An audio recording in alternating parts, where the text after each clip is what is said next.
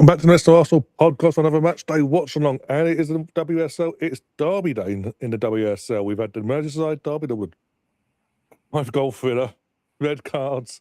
Liverpool won. I think we can say Liverpool's safe now. They're starting to accumulate enough points to say they're safe. Gareth Taylor's survived the sacking and kept your team up against all the odds at one point. Then we had the Manchester Derby. Literally finished about an hour and a half ago. And as expected, Man United, Mark Skinner got found wanting and got annihilated. I think it was 3-0 the final score, which was flattering. 3-0 with Mark Skinner complaining about shock. Essentially fatigue, player fatigue. You can go out and find his quotes. There's enough quotes out there. I'm sure you could just search Mark Skinner and go to latest on Twitter, and you'll see the absolute garbage that he's spitting out, essentially saying, it's kind of unfair that City aren't playing, every 3 games right now. So I do want to point out, because he is in the chat, I burned my grilled cheese just a little bit. Oh, there you go. But it's just the one side, and it's not like horrible. It's just sad that it's burned. Yeah. But you know what? I'm eating my grilled cheese, and I'm enjoying it. Yeah, fair enough. But now we're here for the North London derby, the real derby that everyone is going to take more into. Even though it will be one-sided as we saw in the middle of it all with Manchester, but it's the European world champions with one foot secure in that semi-final. The other foot's just making sure, just going to stay on the other side still,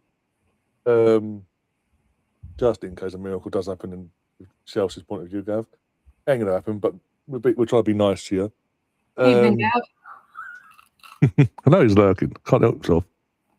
But yeah, team news is in, and the big news is Van Dosmere is back in goal.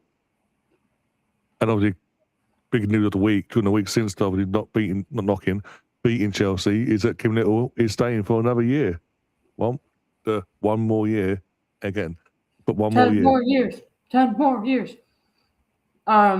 That's what they're going to keep dragging it out. One more year until they get that chamber fully ready and ready to go to put her in, just to keep her for the future as well. Like literally, okay, you're retiring, okay, boom, in the chamber.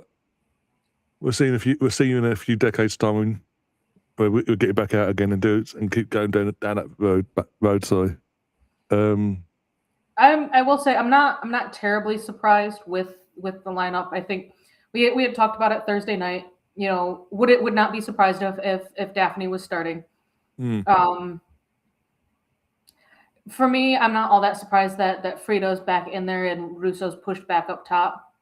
I think the biggest shock is Smila starting over Fox, but then again, there is a reason why we brought Smila in, because Emily Fox had absolutely no one to help her with. And so we now have that, and so I'm not at all upset that Fox is getting benched. I love Emily Fox, don't get me wrong, but player fatigue is a thing, and Renee knows how to manage her squad better than other managers out there. Skinner, and not just playing the same players, starting the same 11 every single time. Oh, it's really burnt. No, what? Go back to I was touching on Skinner. Like, I don't get him. He seems to want to turn up. I'll get his team to turn up against Chelsea and more so Arsenal this season. But they're sort of the main two he gets his team fired up for. But for Manchester Derby, he doesn't know how to play in a Manchester Derby. No. At all. It's really weird. It's really annoying as well. I'm seeing. All right. Emma Sanders. She has put out some quotes here. The city manager, Andrea, has said, the weather wasn't helping, I must say. The first half was one of the best. Looking at the players' ability in this kind of game here and having that confidence, that is amazing just to watch and observe and be part of. On the flip side, you have Skinner saying, this is in, there's a few different ones. On whether he's concerned for a top 3 finish, I'm never worried. I know what this team will give, even on Wednesday. I know what they will give. It's things we have to fix with the run in. We have to win the last games. That's it. Sounds like he's concerned, though he says, I'm not worried. He also says, we're limited with the squad we have. The players are giving everything we've got. It's nothing to do with anything more than that. The more fatigued you are, the less likely you are to get that body shape right. Tiredness creeps in. I've got a bone with a pick of you, Pinky. Injured, so they couldn't play her. They had Ziggiati Omo. She was out on a suspension. But they still I think he's shot himself in the foot with the players that he has essentially made available. Because I'm sorry, you brought in 2 players and signed them and announced them prior to the transfer window opening in January. That's on you, dude. Hi, Gav. Evening, Gav. But yeah, Pinky, I've got a bone to pick of you on another channel through the Manchester Derby. Back in Lyon to win the Champions League. Can I swear yet? Or do you just not care? You might as well. You do it anyway. We go on. After that fucking performance that Lyon put in on Tuesday or Wednesday, whenever it was, you think that they can win it all? I love you, Pinky, but girl, come on. The way that Lyon played was not that of we're 8-time champions. That was essentially United playing in their first Champions League quarterfinal. Which actually, I think United played better than Lyon. Mm. Didn't Lyon play Wolfsburg? Yeah, it was Wolfsburg. They played Wolfsburg, yeah. Oh, by the way, a Wolfsburg that is in the midst of a rebuild. Wolfsburg that is struggling. Yeah, in the midst of a rebuild, basically, to get back to where they want to be. This ain't even a Lyon that's fully done their rebuild and ready to go and confident. They're struggling and they're in the midst of a rebuild. Ooh! But Pinky. Penalty. Oh, okay. For that comment on that channel. You just made the list! And that's for life. I'm sorry, what they've done all season, are you talking about the Farmers League that they run or in the Champions League? Because even in the Champions League so far, I don't think they've put in the absolute outstanding games that they can put in. Yeah, because even when they beat us match day 1, it wasn't because of their brilliance. It's because of 2 stupid mistakes from us that gave them 2 goals. Yeah. And Pink, a lot of people said that last season again when they played us. In terms, they were 2-1 up after the first leg in the semi-final. Home second leg, everyone thought they'd chance us. And look what happened. All Wolfsburg need to do is defend. Literally, or score another goal and defend. If Wolfsburg get another one, all they have to do is defend. Oh, that was a great penalty. 2-0 to Utah Royals. Fair enough. So yeah, sorry, I can't have that. Especially when your team is still in the competition. And second half of the season, we've been up there form-wise in all comps. Come on. Keeper went the right way, but it was high. It was extremely high. Thought that might have gone over, but even if Lyon get through, they've got to play us basically as it stands. They're going to have to play us.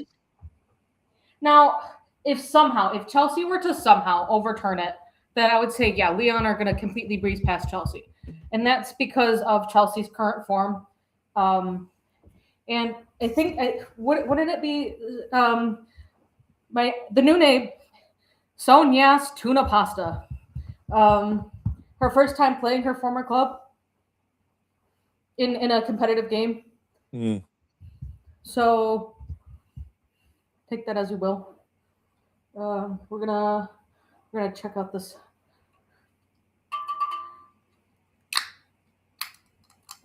I think Arsenal could do. The women could do what the City men did to Arsenal in the Carabao Cup final. As much as I hate to say that, like all Arsenal need to do is defend. And what City had really ended up doing at one point or another was go into like a 6-0-4 formation. They had Rodri and Silva drop back to essentially the back line, or just ahead of it. It was hard to discern whether it was a 4-2-4 or what. But we are not lacking in defenders. We are lacking in good quality midfield. So if we just drop the defenders back, like get Katie McCabe to play, could go like an absolute 5-back and have Hines as left back, Fox as right back. You've then got Katie McCabe as a left center back, Steph Catley as the actual center, the center back, and then Lataluva Moy as the right center back. Like you could go all out and just go straight defensive. Not that we're going to do that, but also to Gav again. I told you not to Gav actually because we've told you how many times since the 4-time whistle midweek. Pinky, we're basically all but knocked them out. As I say, we've got 1 foot in that semi-final, barring a complete nose up on Wednesday night. They have to win by 3 clear goals, Chelsea. So let's talk about the semi-finals, please. Have confidence. Your favourite players back in goal tonight. Come on. Gav? How are you? All right, Gav so zoom in, sorry. we've got. Go ahead. Just the same zoom in. The game itself is on Sky Sports main event and Sky Sports Football in the UK. It's on ESPN Plus if you're in the US. All right, so if you actually think about it, you've got United. If they can actually get their shit together, United could do something against Bayern Munich because it's only a 1-goal difference. It's a 3-2 to Bayern. Yes, United are away. They're going to Germany, but you know what? That one is potentially feasibly possible. Given how United played today, I would say very unlikely. One of those types of things. Chelsea to overturn a 2-goal deficit, given how they are playing, and also given how many times Arsenal have conceded more than 2 goals in a single game. Highly unlikely that Chelsea are going to score 3 goals. Given just based off of previous results only. Wolfsburg are only down by 1 goal. Wolfsburg are only up by 1 goal. So yes, Lyon could win that game. However, Wolfsburg are probably trying to prove a point, especially with them going into that rebuild phase next season. I think we're going to see a lot of new faces in rotation out of the club and into the club for Wolfsburg. And given how they played that first leg, I will not be surprised if Lyon go out, which I think that will be the absolute shock of the Champions League knockout phases. And then Barcelona, I think they could honestly field 6 players plus a keeper and they could a youth team absolutely and still beat Real Madrid by only conceding 2 goals to Linda Caicedo. Like that's just how I'm seeing things right now. She says, I prefer to be rational, can never be arrogant. It's not like we ever. That's again a one-off game this season, Pinky. Yeah, we was all pissed. Don't get me wrong, we was all pissed when it happened. But it was in the game itself, and it's in that period where famously for the last couple of years we go through a rough patch. It's happened. It just so happened. It happened to us that night. And the thing is, we played Bayern Munich over 2 legs, Pinky, for example, and knocked them out. It's the one-off games. Like I said earlier on about Leon, we've played Leon match day 1. Started off brilliantly, went 1-0 up, had a lapse in concentration twice in the space of 5 minutes, and lost the game that way. Or like this. The sort of TIFO banner's been unveiled before teams come out. Leader, legend, Leader, legend, little 400. I love it.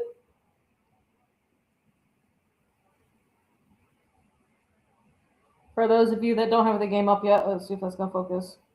So not focusing very well. Come on, there we go. There we go. There we go. There you go. Can we talk about the absolute malarkey of the scarf situation? Did you see that? I haven't seen that. Go on. Hold on. Let me find the picture. What do you? Let's see. Come on, focus. What do you see wrong with this picture? Apart from this English flag, barn English flag, yeah. Yeah, they straight up could not get the right flag thrown out there. Oh, look at Kim and her family. I'm assuming those are the family members there. I assume so, yeah, because they're part of the presentation. The little ones. Yeah, because they're part of the presentation before as they're doing coming in for their warm-ups. All right, yeah. So Austin getting emotional, getting a bit emotional though. Kim. Russo's got a little one she's holding. Oh my God, there's some little ones, folks. I'm trying to see the other little ones. Can we talk about the fact that the little boy is going to end up being taller than Kim probably in like 2 years? I also would really love to point out that for the Champions League game on Tuesday night, Katie McCabe's mascot was her height was as tall, if not taller, than her. And she refused to stand behind him. She wanted, instead of standing behind, she stood to the side of him. Yeah. Oh dear. Good to see Smith starting as well. Didn't really get into the team, but good to see Smith starting. Yeah, I think depending on how things go, we could see like Beth coming on maybe for Frida, or we could see well, because if we take Russo off, then it's going to put Stina up top. I'm trying to think, or bring Stina on for Frida and then push Russo back into the 10 there. Wait, shit, who's all on the bench? I'm assuming your score, but this is what you've given on the screen there. Yeah. Just going to see how long that was going to take you to notice. I noticed it from the get-go. I'm not going to say nothing just in case. But fuck it. Getting to that point. Yep. Ooh. Score prediction, folks. Get them in the chat. I'll go one better now. I'll go 7 then. Ha! I am very optimistic that Russo will get at least 3 goal involvements. I think Holmberg will have at least 2. And I kind of want one of them to be her first goal. But don't we play Wednesday? He's talking men's international. Oh, the playoff for the World Cup, yeah.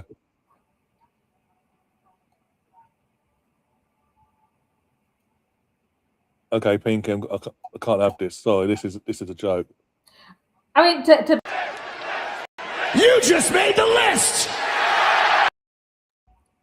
To be fair to that comment, Arsenal could have played better, but we also just like completely ended up shutting Chelsea down. So Had a dodgy start, settled in, cracked on, got the goal, got another goal.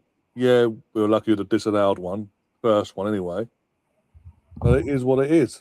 End of the day. I don't know. Sonia saying in her post match, I'm not going to complain about the refereeing and the decisions there, but I am going to say that things should have been better, and those goals should have stood. I think I will be honest. I think if Chelsea's first goal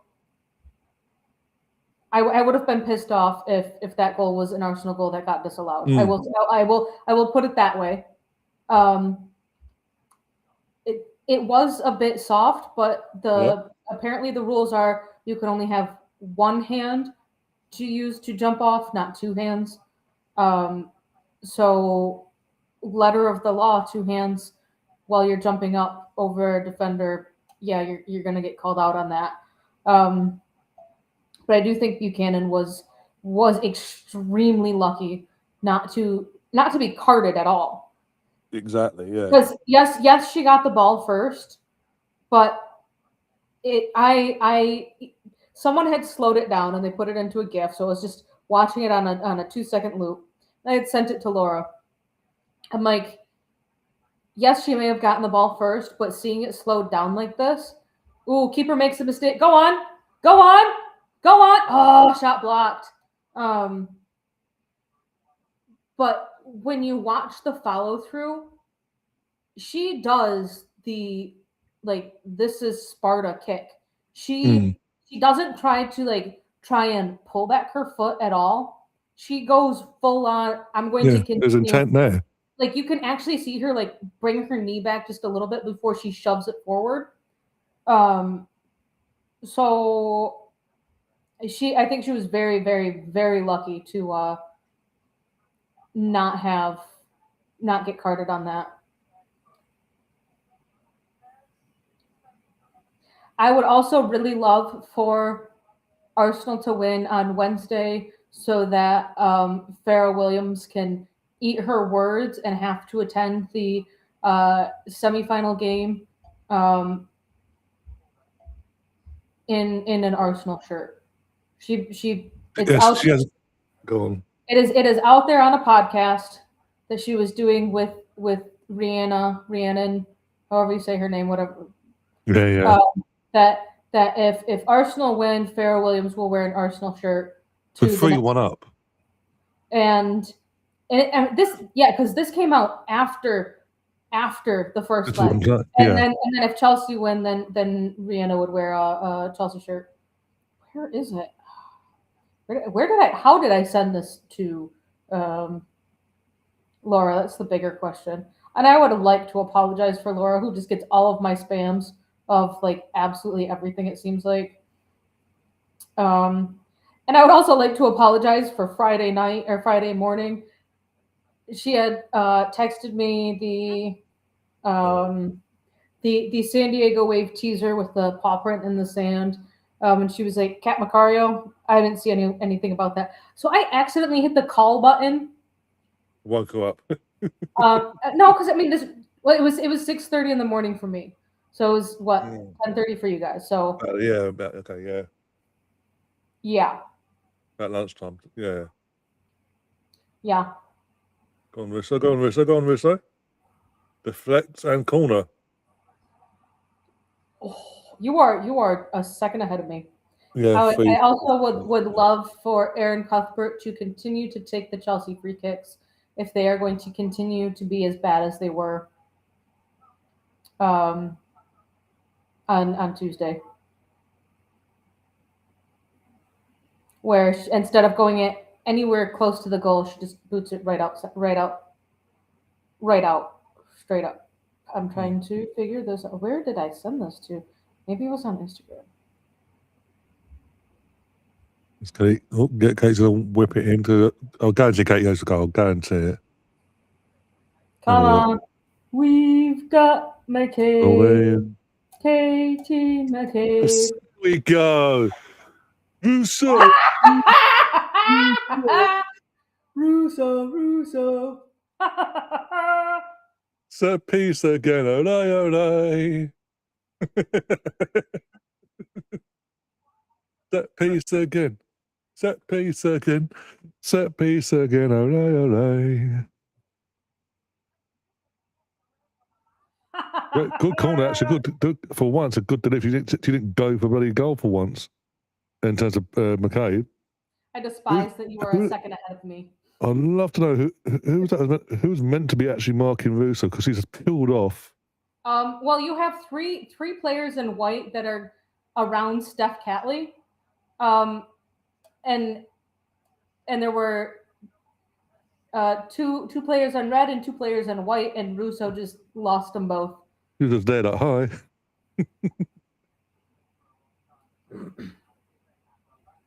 I am so glad that I have Russo in my fantasy team as my captain today. Oh, you go, yeah. This is the sort of game. That really would have been the sort of game. I'm already at 10 points with her. In the away game, normally the away game as well would have been guaranteed points, but this season we decided to have a bit of our mare period, basically. Where it's like, I think it kind of showed up last season, the beginning of last season, which that but was there was a reason behind that. Yeah. I mean, like, honestly, though, if you go to, like, the past couple of seasons and how we've started, it's, I think I have to go back. Go on, Russo. Russo! Yes! She's on electric already! Oh, what an assist from Smith. I think it was Olivia Smith for the assist as well. Tottenham We are tearing them apart. Everywhere they go. Tottenham get battered. Everywhere they go. I mean, literally, it's 2-0 now, and we're getting a cameo from the dog. 3, 2, 1, and jump. There we go. Look, what's that?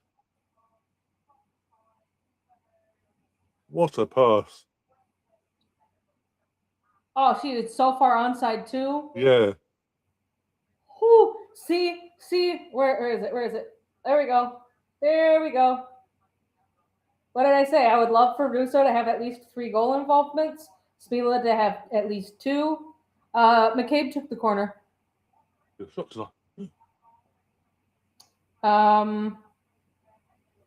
Yeah, FootMob has not even updated to get the first goal in there.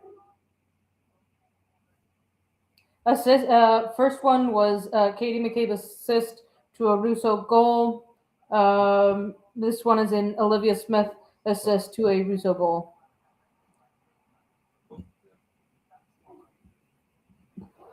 Can we get a 10-minute first half hat trick? That would be something. I mean, we've got the ball. That guy's eyebrows look like they're a cartoon, like they're like yeah. Yeah, it was an Olivia assist, yeah, for the second goal. Paid for the first goal.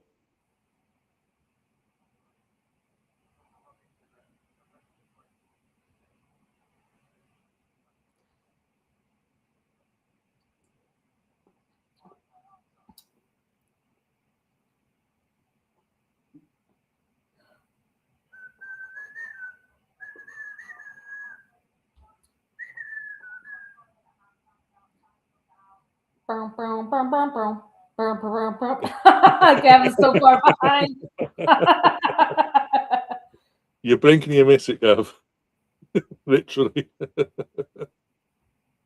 I have no idea how and where I sent Laura that clip of the Buchanan Sparta kick. And I'm sad because I want to see that slowed down again. They really are, Gav. They had a new manager about to start the season. Everyone hyped them up, and now everything's leveled out. They're back to normality again. All right, let me see the matches. All right, so for me, the games that killed us happened in the first half of the season. Where's the beginning of the season? Excuse me. Where 2025? Where are we going? All right, come on, Katie, another one. Come on, let's go for the action. Come on, ball in. Come on. Keep the no attacks it. Where is the beginning? I need May. There's all right. So the games that have killed Arsenal. We're gonna ignore the United games because those ones they were boring as boring in nils, yeah.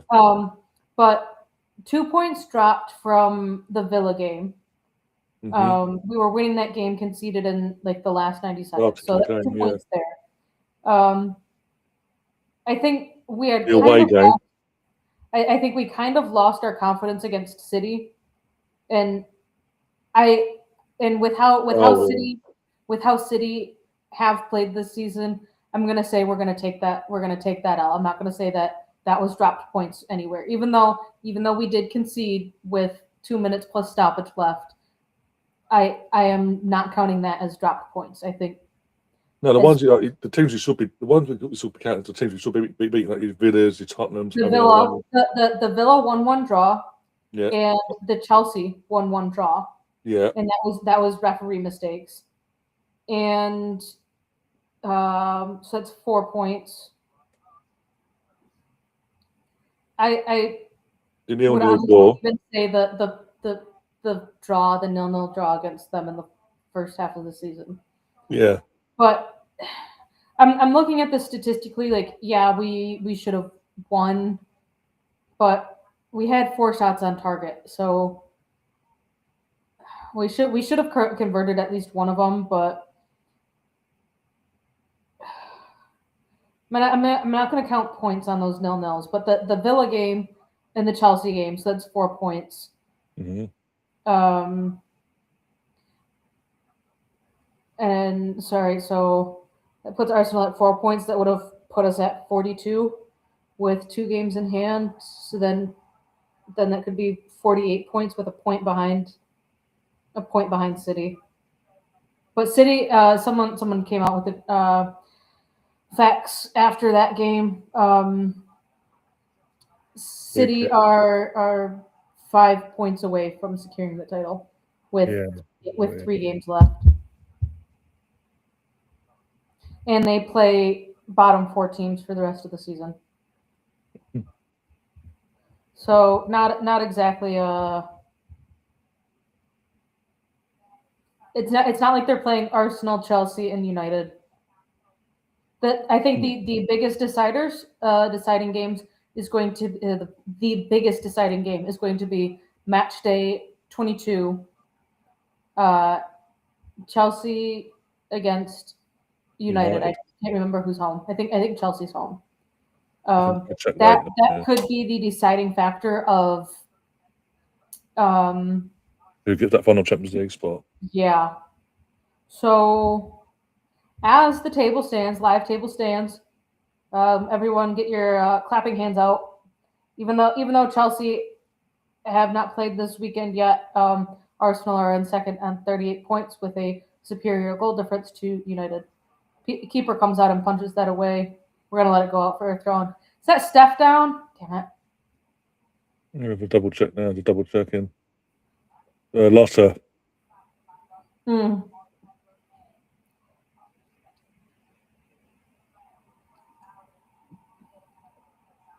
you remember? I think it was last season.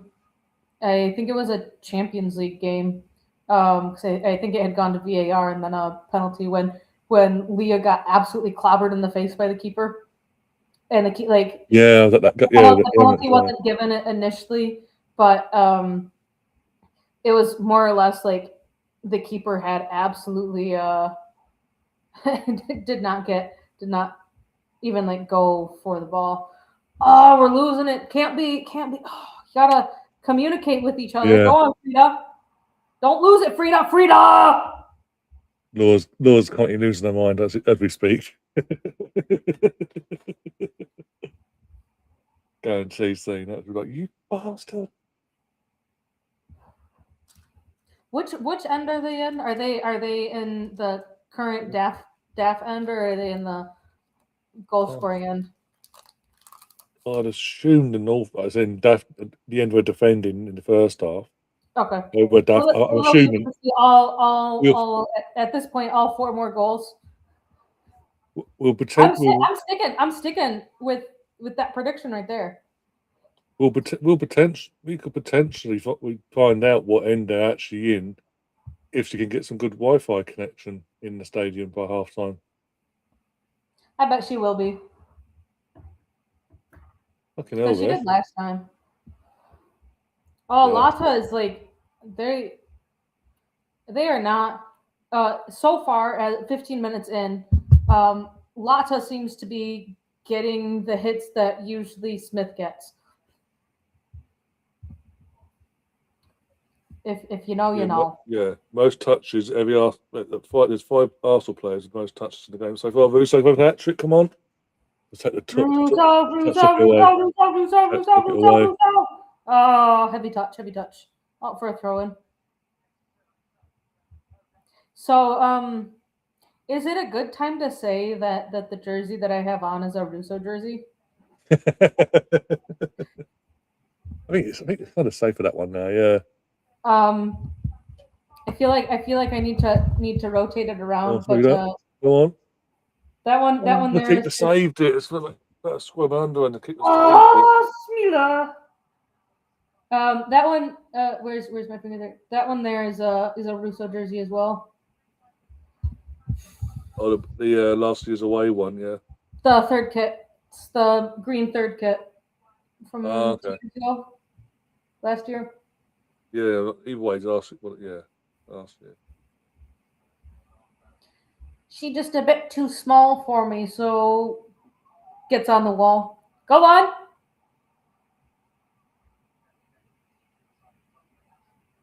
Mariona actually getting good touches today. Laura will be pleased. Yeah. So you said that. Guess what happens next? Who just said that? I mean, I said it on Thursday, and kind of was even saying it during the watch along. Mariona needs a break. I don't know what it is with Arsenal and Spanish midfielders and overplaying them, but they need to solve that problem and actually give them a break. Anyway.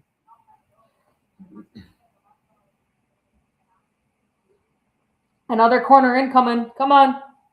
I want 3 from Russo. Or just 3 in general. One short. That is Weinberg. Go on. Just shoot it. Right. Just shoot it. Weinberg. Oh, everyone's got so many poor shots and getting the blocks in the way. Oh! Go on, Kim. I don't know. Gimme. Great tackle. Get up. Oi.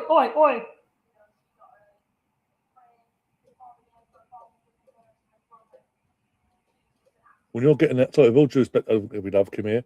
With all due respect, when you're getting outpaced by the senior player of the Arsenal team who happens to be the captain and the smallest player on the pitch, you're a striker. You need to have a word of yourself, basically, as far as I'm concerned.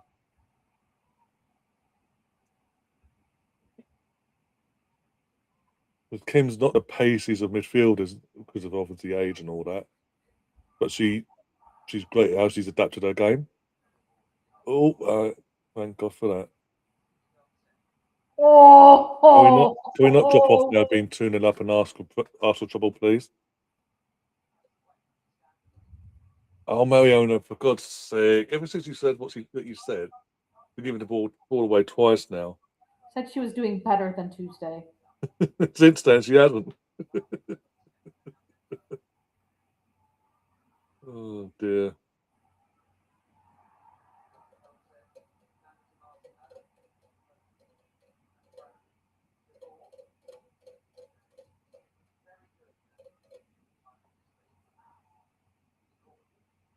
I almost think that could have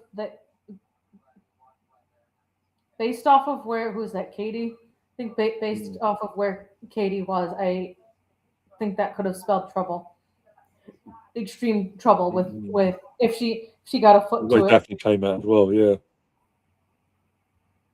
Daphne, be strong. And 2-1. Sake. Fuck off. All watching.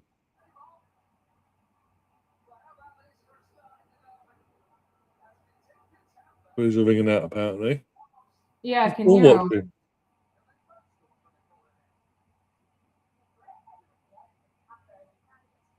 Is that Frida? Does Frida? Yeah, Frida gets her ass handed to her. Yeah. Frida needed to be stronger there. I mean, I know that Russo's right behind her, but it's almost like Frida was expecting Russo to help out there.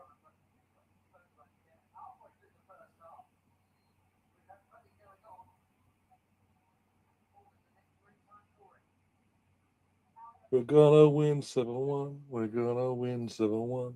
7-1. For me, that's on Frida, not the keeper. That's what I'm saying.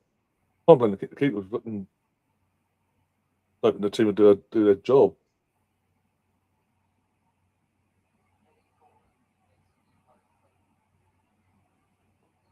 So you can't. You can't. Yeah, they're zoomed in on Frida, and the look on her face screams, "Yeah, I knew that I messed up there."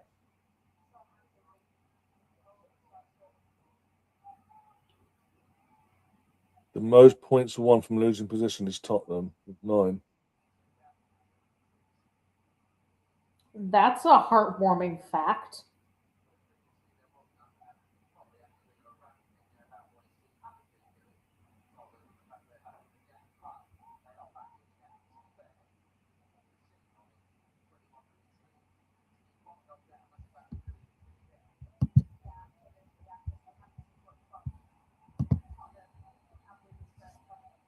Hello. Can you still see me? Can you hear me? Hello? I can hear you. Well, my computer like froze up. I don't know what's going on. Oh god.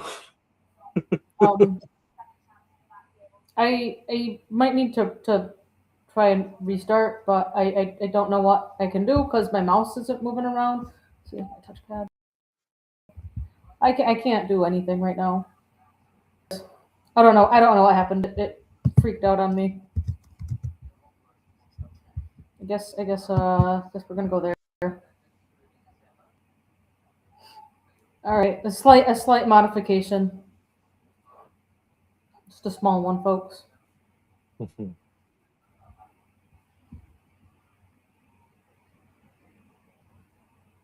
Exactly, Zooming. Exactly. Oh, Boston Legacy got a goal back. 2-1 there. 7 minutes left in that game. So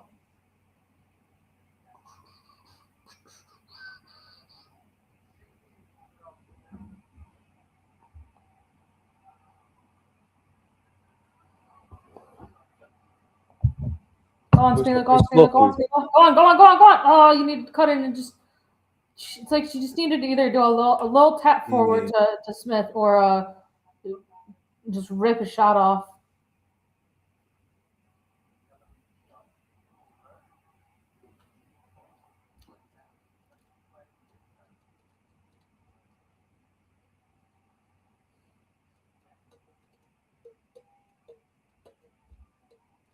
Run, Smila. Well done.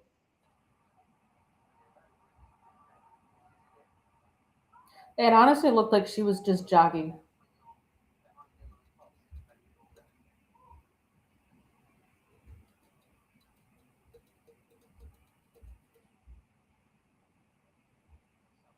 Taking a foot off the gas here. I don't like this.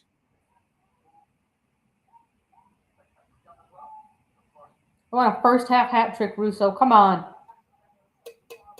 20 minutes to get that done. We sort of need to get the ball into the position forward to do that, but they're just being passing to doing the passing backwards and side to side. Yeah, pretty much. And then losing. Well, I mean, to be fair though, Spurs are putting pressure on them. I mean, and look, that long pass forward, they more or less had that covered. It was just like we were trying to get a little bit more room. That's a foul! Fuck off.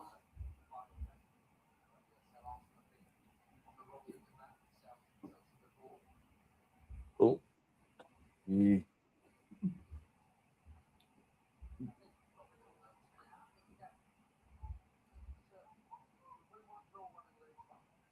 Yeah, yourself, Gav. What about your own team? I mean, as far as I'm concerned, London is as red as it'll ever get. Good claim there from Daff. Also, you're calling us bottle jobs, by the way, Gav, in terms of the women's team here. What the hell did that make your women's team this season? Especially after the demolition you got on Tuesday night. It wasn't a demolition. What are you talking about? Sorry, that's my impersonation of Gav, if you couldn't tell.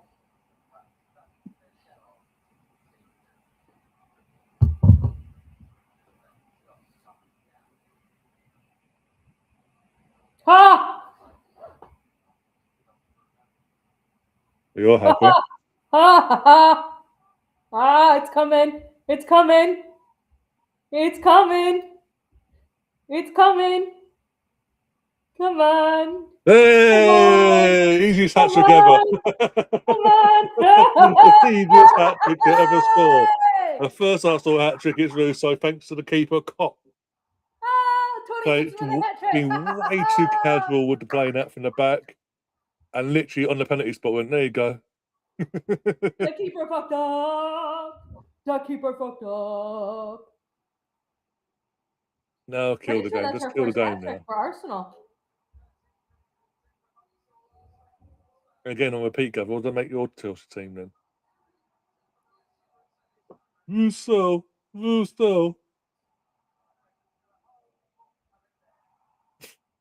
Literally on the penalty spot. Oh, dear. How about a double hat trick? The way this lot are playing.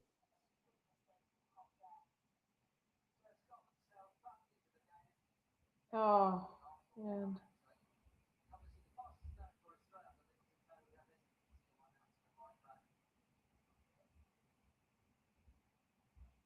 All right, so we are now talking a 13-minute hat trick conceded last week for Shaw. Yeah. And a 22-minute one for Russo. I think that is her first hat trick for Arsenal. Yeah.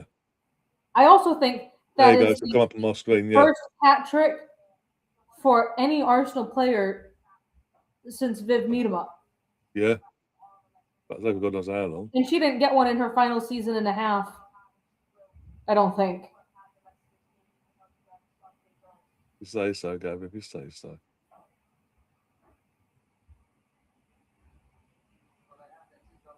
Does that have interest, Gav? Does that include the gold coin last summer?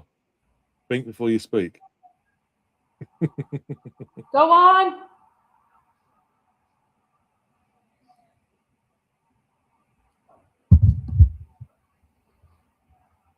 All I did was open up an app and was looking at the bookie odds.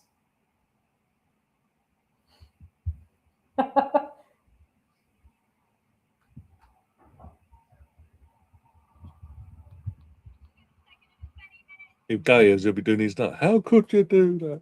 Watch the game, Catherine. Yeah. I don't care. I get bored. I'm sorry. It's probably the undiagnosed ADHD that I have.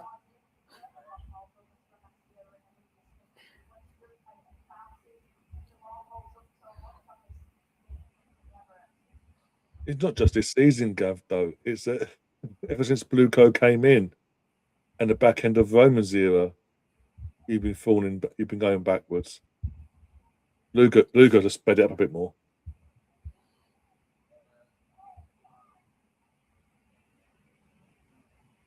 Yeah, Kim's one niece and her nephew are probably going to be taller than her in the next 2 years. Mm-hmm.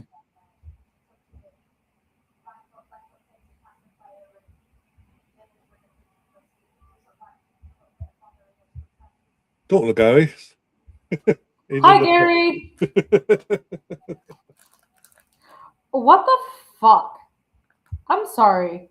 When did Lena Hurtig leave Arsenal? Like, was she technically a part of the Champions League squad? Yeah, that was basically yeah. All right. So apparently there's a scarf that says European champions of Europe, and it has everyone's name on it. Russo, Fox, McCabe, Williamson, Catley, Little, Monum, Caldente, Van Dumselaar, C. Kelly, Wubben-Moy, Mead, Hurtig, Ford, Blackstenius. Who are they missing? Big one. Leah Volti is not a part of that scarf. Just saying.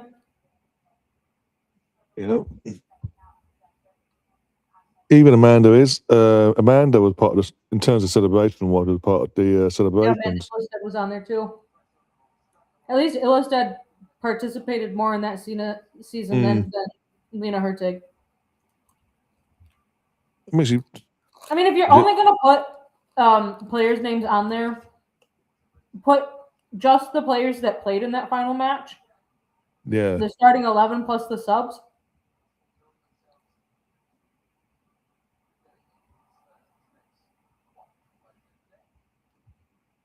He doesn't have a good game so far, as far as I'm concerned. Since that's it. Own goal as well. There's an own goal. She had it in her own goal. Just watching the replay now. Oh. Yeah. Since then, though, she's been off the boil massively. No, Frida. In terms of this game. So aside from the fact that I thought that was one of their players actually scoring it, it is now firmly on my side that was Frida's fault. Oh yeah. Made even more so by the fact that she had made the own goal, but to lose your balance and get overpowered like that easily is yeah. All right, so Gav, sir, I have a question for you. Based off of Arsenal's performance on Tuesday, based off of their performance today in the first half, do you honestly see Chelsea doing anything more than scoring one goal? Love you, Gary.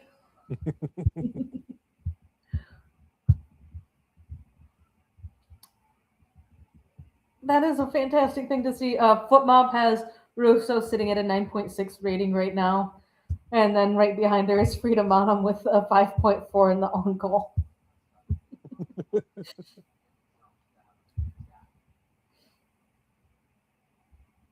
Ooh, Denver Summit has broken the NWSL record, and they've sold over 60,000 tickets for the club's inaugural home match that is being played later today against the Washington Spirit, which is actually huge considering I don't know what the last record was, but I don't think it was anywhere close to 60,000. I don't even think it was 50,000. NWSL attendance record.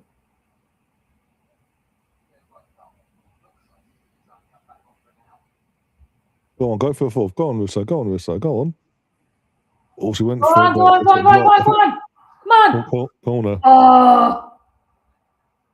on. Corner. So Bay FC versus Washington Spirit.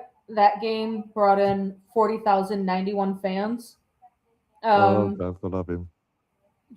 And this game, so this is going to be at least a $20,000 fan difference in attendance. So I mean, it's kind of like going from the Emirates to the game at Old Trafford that was midweek. Which fair to United, they brought in like 20,000 fans today.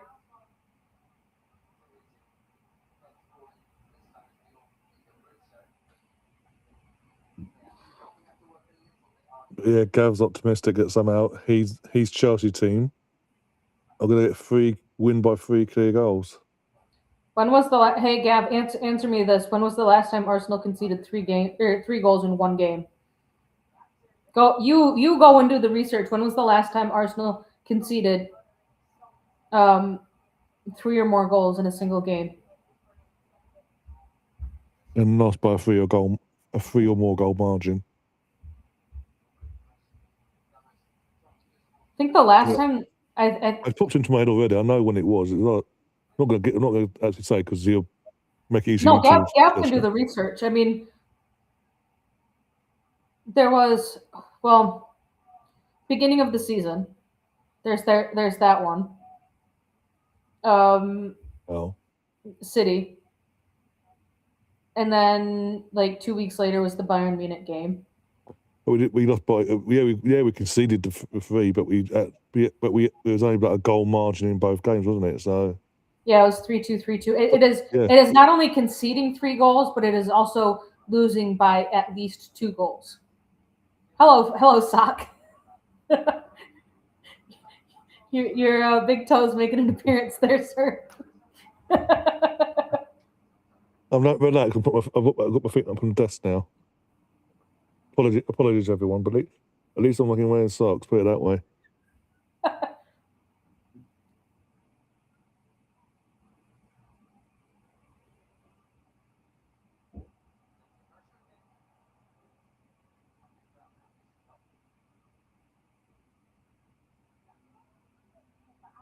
Oh dear.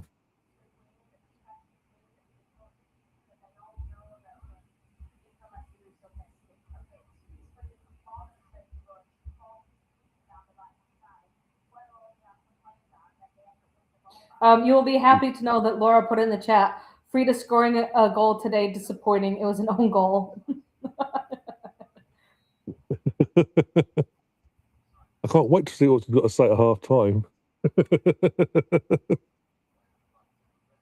Zimmer says loving Hoiberg so far. Yeah, I mean, to be fair to us, he's got 18, 19, something like that. 19. Again, yeah. For a young player, but a young player still plying her trade, still trying to get herself to where she would want to be long term, in terms of being the main person in that position, etc., etc. Once she's been called upon, we've got the other card. She's been brilliant, actually. Can't fault her at all. Yeah, so according to FootMob and their stats, I'm going to try and get this refreshed. Tandberg scored down, shock. Tandberg scored for Tottenham Hotspurs with an own goal.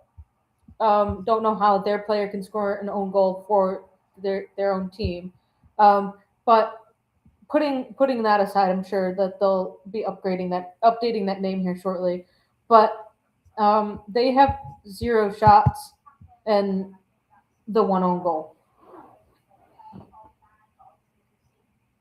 Somehow Olivia Smith got booked, even though she's just been fouled. Okay. Or delaying the restart originally. Okay. Did this one get booked? There's on my screen right now. Oh, cancel. What the heck? No, cancel. End.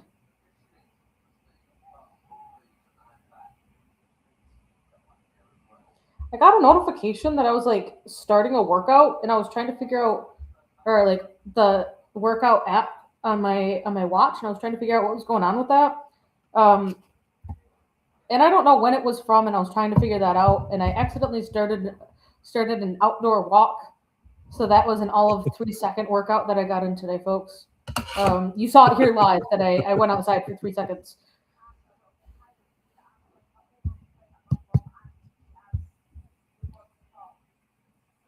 Uh, 40 minutes in, Arsenal have 10 shots, 4 on target, 56% possession. We're rocking an 86% pass accuracy. 4 corners, we've committed 2 fouls. They've committed 5.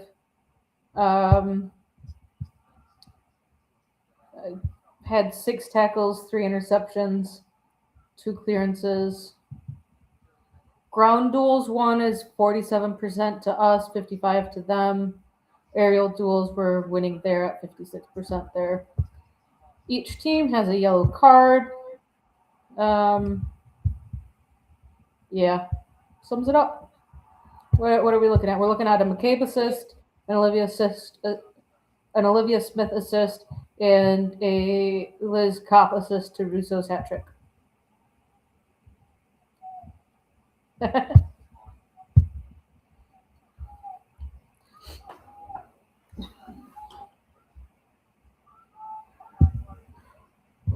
Who got taken out there? Is that Smith again? That was a replay from a few minutes ago.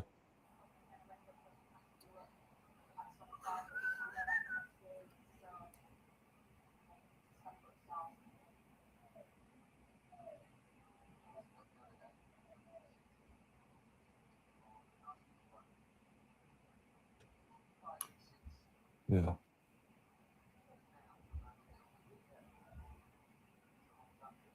We want 4. We want 4. 4 half time.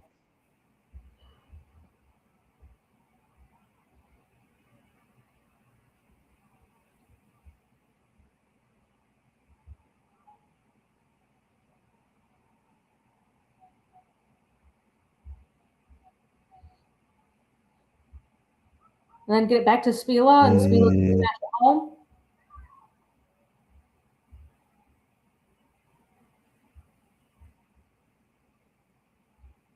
You want to walk down the pitch down the sidelines of the pitch anymore? Take your throw in, yeah. You're closer to the The halfway. fact that they're allowed to do that and the referee doesn't blow her whistle to tell them to back it up blows my mind just a little bit.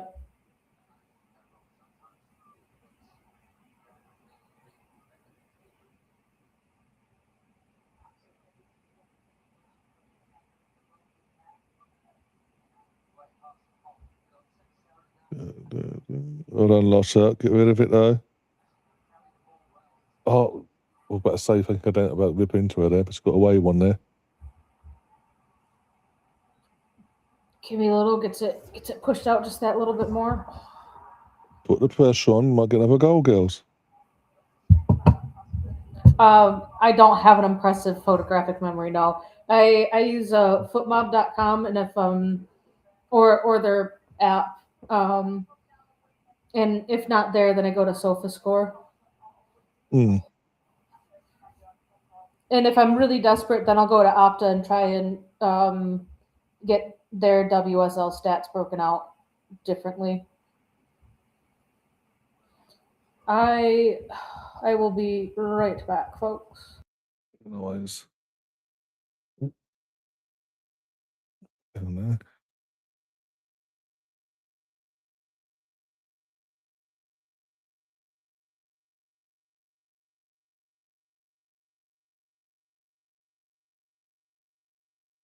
Be interested to see the official attendance when it's announced as well later on in the game.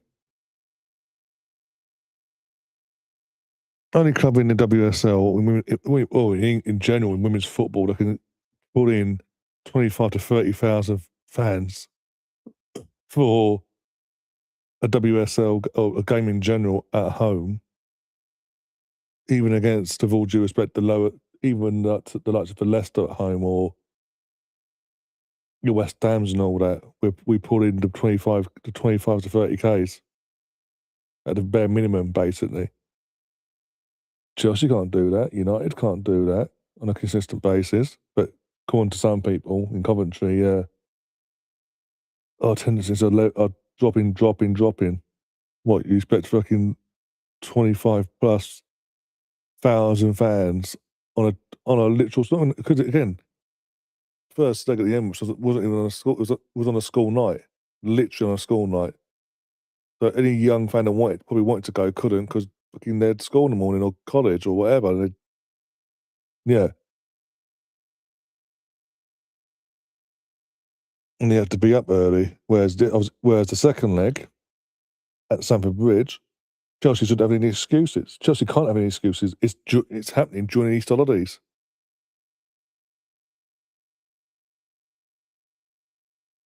But I guarantee we would have more. Our attendance will be higher than theirs.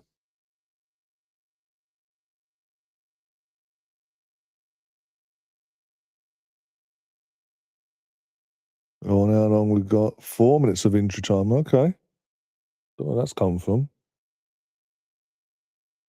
About a 2-minute stoppage for medical attention for one player, but that was it, really.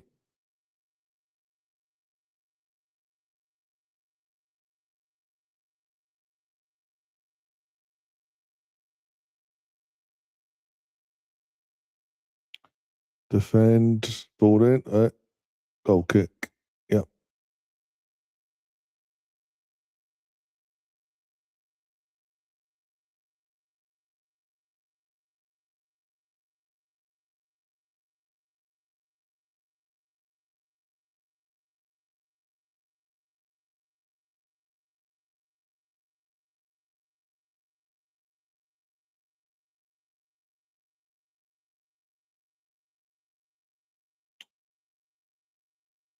Yeah, just show us the Tottenham manager and his assistant talking to each other. Don't show us the game at all, no.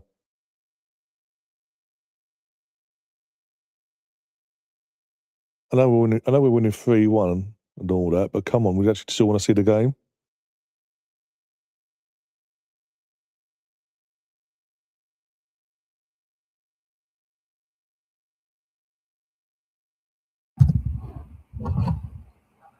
We got a day until SWMBO said, "Oh, man, success has stolen all our footy." Russo has got a fourth. Oh, gets deflected off. We budget this year, okay. No, okay. When is her birthday? I think Russo's again, I don't know. I'm not a stalker. I think he's a summer baby. Yeah, I was. Nick was had said that he likes Smila's throw-in technique. He's like our right back number 31. I don't know her name or how to spell it. So I'm like, Smila. He's like, thanks. And I said, just remember, she's 19. So yeah, I'll make no more comments. No, Russo just had her birthday, February 8th. Oh, okay. She is only like 2 months and 28 days older than me.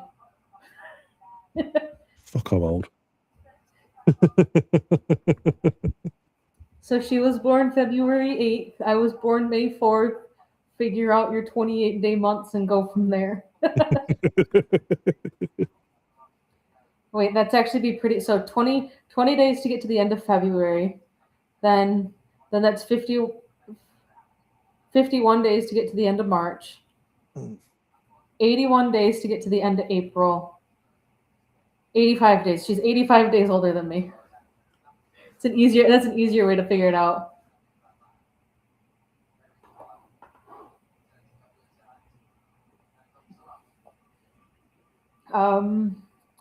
Oh, that's what I can do. Let me go to one of my Google Sheets. So would you like to guess whose birthday is tomorrow? Which Arsenal women's active player's birthday is tomorrow? Oh, no, you ask. I don't think now, but Active player, sorry, part of the currently active squad player. And she's blonde. that narrows it down a bit. Come on, Sheila.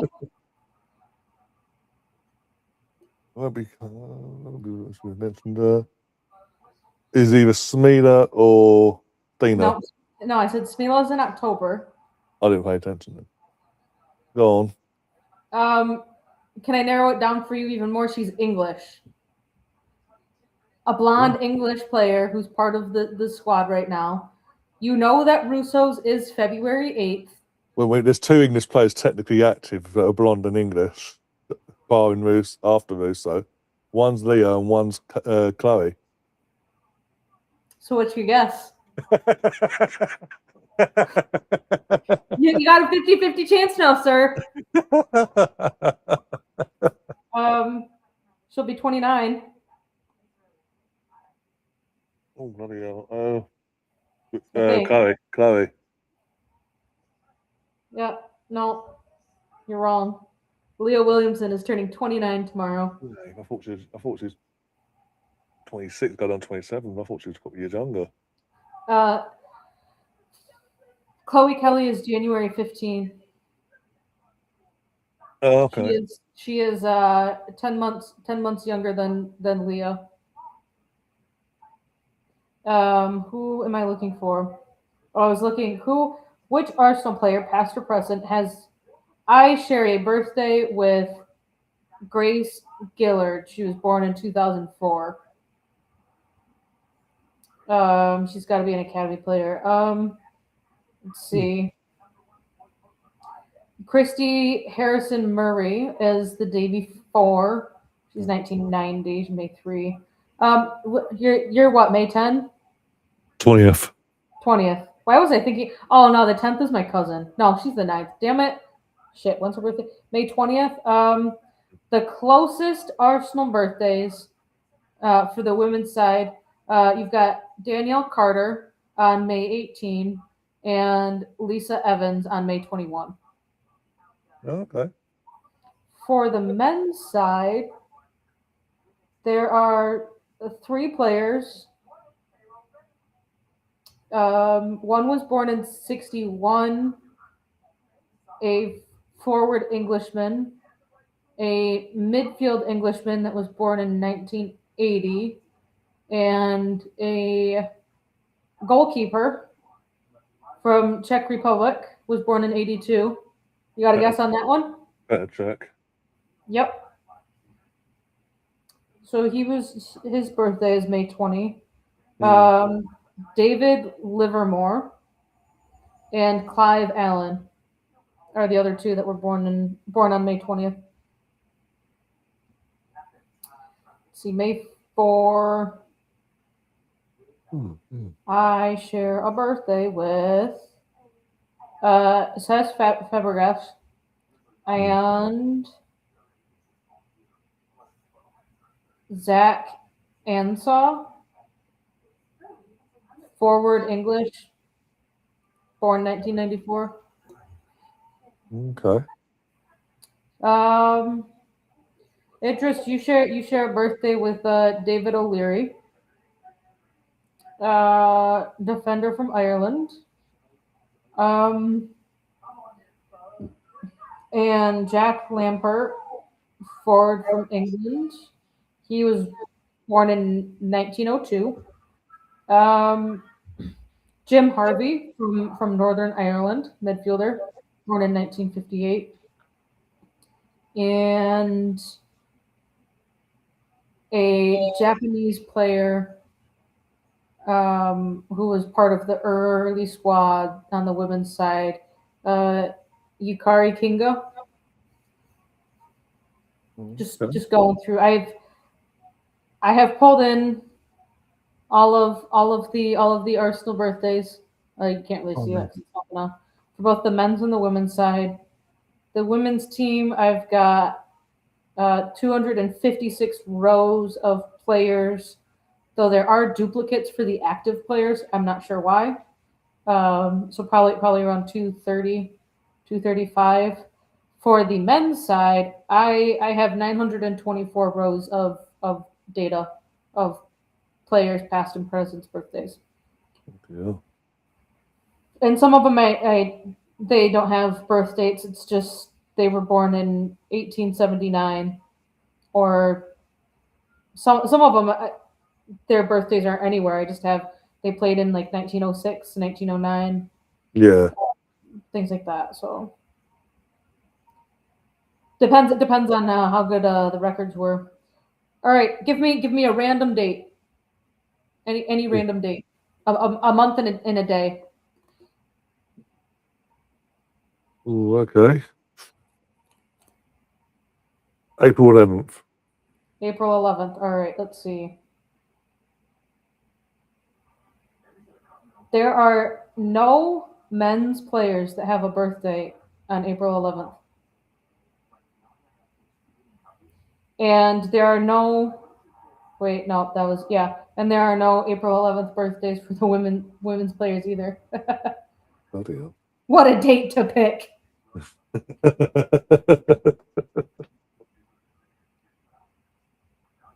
Did you know that at some point in Arsenal's player history, there has been a Michael Jordan that has played for Arsenal? Mind you, this could also be the academy. Michael Jordan was a goalkeeper. He's also English, and his birthday is April 7th. He was born in 1986. Okay. All right, June 11. All right, let's see. 387. Sam Raybould, Doug Farquhar, and Kai Havertz are June 11th. The other two have passed away. And no women's birthdays.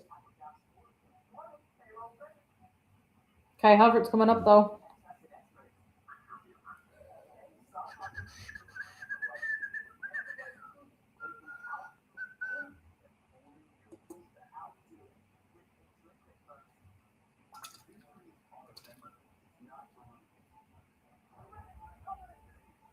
Golassors is getting ready to do his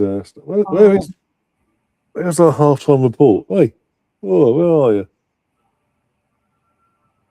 One sec. Can't be having this. Can't promise a half-time report and not give us a half-time report. I have a commercial for Kalshi, the trade on anything. Mm-hmm. All right, Catherine Bate, Telegraph for the Telegraph. I don't think I can read the Telegraph because it's pay for the subscription. But her little comment that she has on her tweet says Manchester United looked as though they had lost before they even kicked a ball. Missing 8 first-team players would hit any team, but City know all about that from last season. So do Chelsea. There will be few violins out there.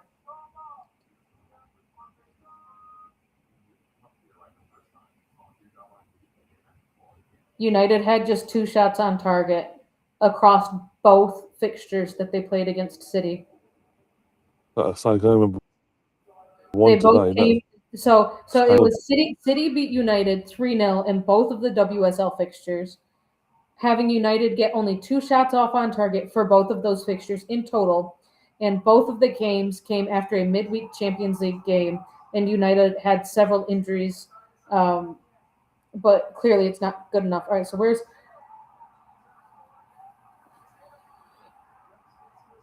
is it? For those of you that love to get on Arsenal only having 18,000 fans in the stand for a midweek game, the attendance here at Old Trafford is 24,983, to which someone else came back and said, so that figure is to if that 24,000 number is to be believed, they've had 2 games at Old Trafford in the past 4 days, selling just about 32,000 tickets. So combining available seats and everything, that leaves about 118,000 seats left unfilled.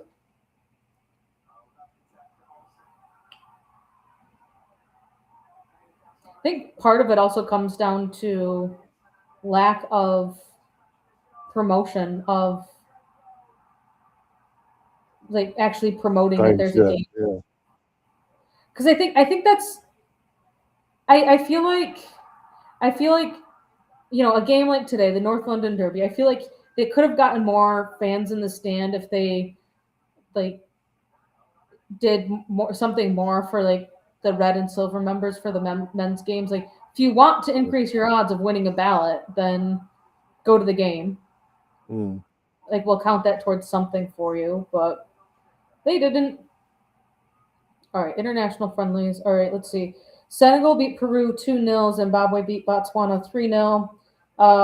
Canada, who were favored to win, are getting their asses handed to them by Iceland. It is 2-0 in the 52nd minute. Hungary is drawing to Slovenia 0-0. Scotland and Japan is still 0-0. And then the 2 countries that I can't pronounce, that's a 1-0 game to the home team. Scotland versus Japan. There have been a total of 20 shots, 14 of them for Japan, 9 shots on target, 6 of them are for Japan. Canada have had 8 shots, 2 on target. Iceland are 2-2 with the 2 goals. They are getting their asses handed to them. Oh dear.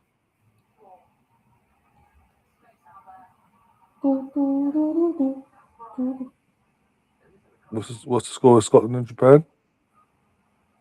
No. Still doesn't bode well. That Scotland.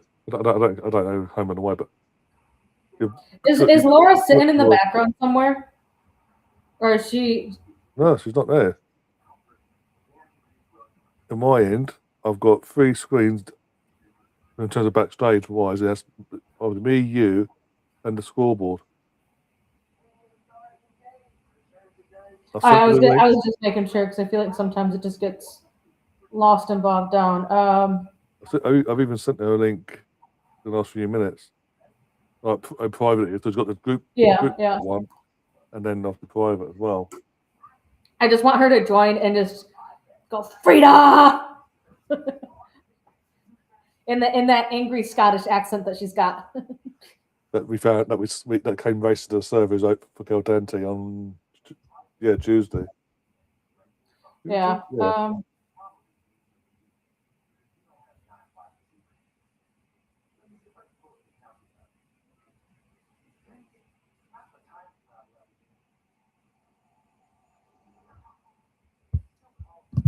Japanese Grand Prix at 4:30 in the morning.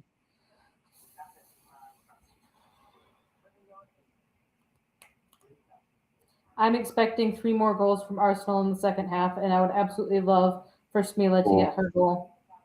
And I'm just gonna keep on saying that until it actually happens. Like Smila's gonna score today. Smila's gonna score today.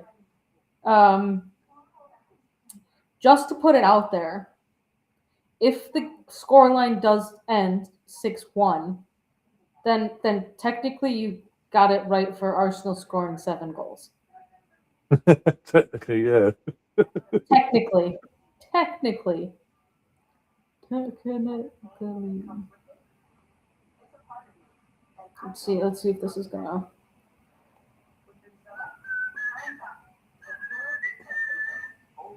Where are you being streamed on? You said you were part of TV.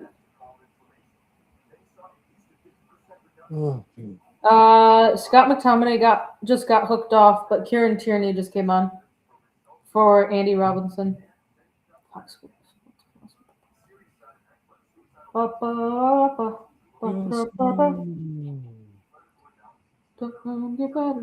Everywhere they go.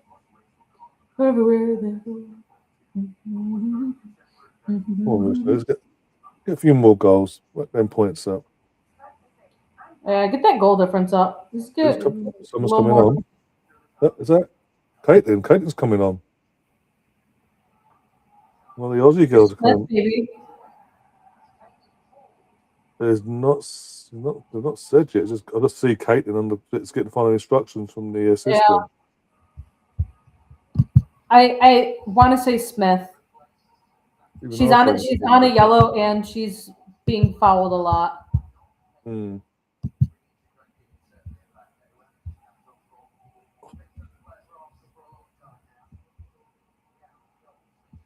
Yeah, Smith was fouled. It looks like Smith. Smith. It looks like Smith because Smith's not in the huddle. Yeah, the fact that Smith has been fouled 3 times.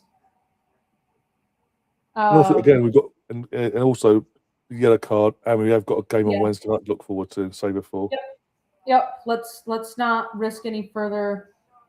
Let's not risk any injury or anything of the sorts. No.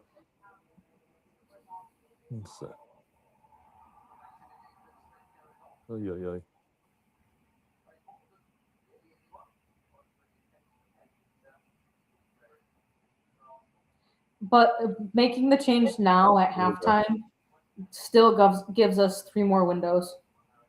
Yep. Smart thinking there, Renee.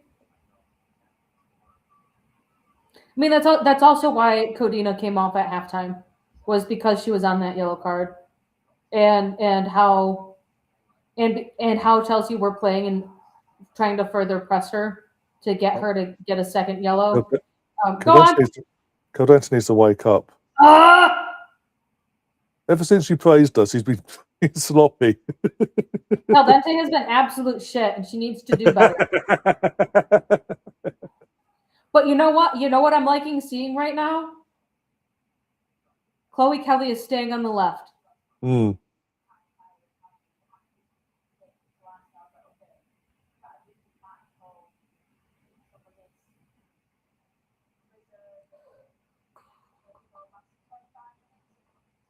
I should have triple captain Russo today. Now I'm saying, I'm saving all of my fantasy tokens for the double weeks that we're gonna end up getting. Well, the way things are going, we have 3 the fuckers coming our way. We've got 2 already. Come on forward. We've got 2 already, and then if you assuming we don't mess up on Wednesday, there's a 3rd one. We've got 2. No, it'll be 4. 4, sorry, before actually, yeah, that's Yeah. keep forgetting. Pretty much between weekend. now and the end of the season, we're going to be playing games every 4 days, and then we'll get 2. So the way it will go, games every 4 days, 3 to 4 days. Then end of the season. 7 days later is, I think, the Champions League final, and then 7 days after that is the FA Cup final. I actually think they're flipped. I think Champions League is end of the month, but Champions League's the actual last one, yeah. Yeah, so it's league finishes FA Cup, essentially between now and I'm factoring in all rounds of the FA Cup, all rounds of the Champions League, all available fixtures left. It would be games every 3 to 4 days. Caitlin Ford. So. Oh. Live as the game goes on. Hey, can you give me the angry Scottish yell of Frida? The what? The angry Scottish yell of Frida. No, thank you. Thank you. As long as she doesn't score an own goal again, then she'll be all right. At least she scored a goal. So just, we're currently in a break. Somebody's just walked in front. But yeah, we're obviously Tottenham players down. So what did you think of that first half anyway? Fantastic. Except for that one goal. What is this? Alexia Russo with a hat trick. First hat trick as well. Oh yeah. Thank God for that. I don't get it on, like 8 minutes in, and then obviously get the 2 goals. Like that was so bad. So it was. Then how can I not see comments? As you can tell, I've lost my voice. Because somebody had to lead the fan mark. 2 guesses who that was. I wonder. Me. So it was. So yeah, but I'm happy with that performance in the first half. That's not very hard. But it looks like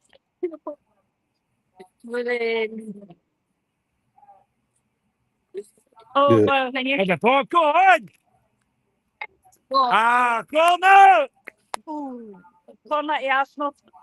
Oh yeah. Right, I'm gonna go. I am just getting the Spurs player off of the pitch right now. This Spurs player is just.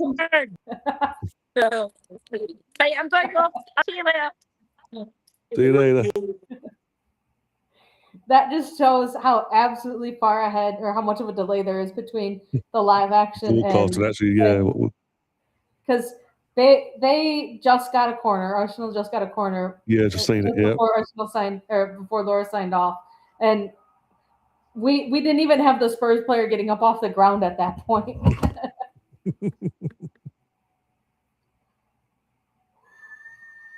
Come on, Lotta. You're due a goal.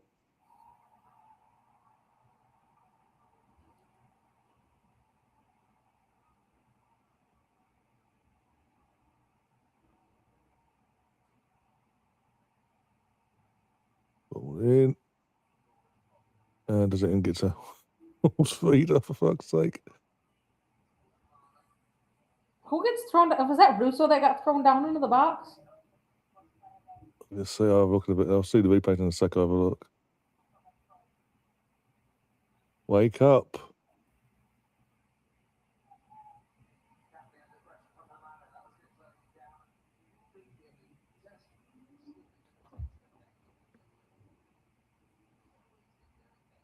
Oh. Daphne bobbled the ball there just a little bit. Did an last decade. At least you're not, 50 years behind. I think you'd be missing out on a lot. Spoilers, you've got a Champions League final to look forward to in 2025.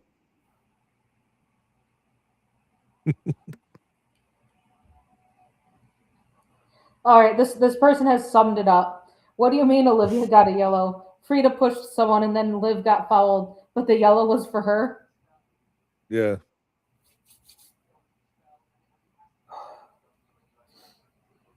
I'm so excited. I get to see my nephew today.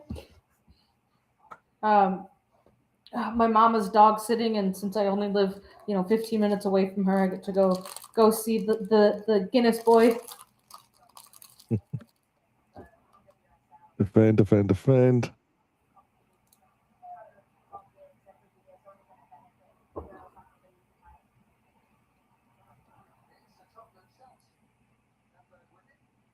Is that a corner?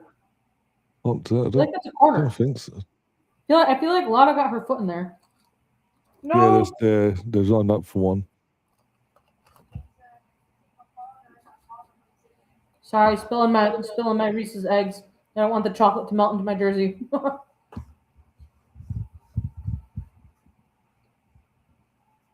Oh, wakey. Well done, Daphne. Well done, girls.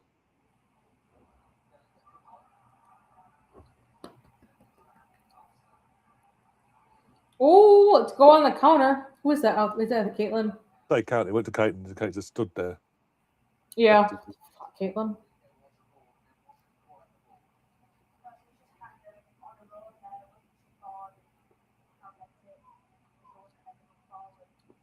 Personally, I would be taking Caldanci off in the next 10 minutes, just to give us some respite ahead of Wednesday. I think Vic could come on for her. I think she's on the bench. Yeah, could bring Palova on for her.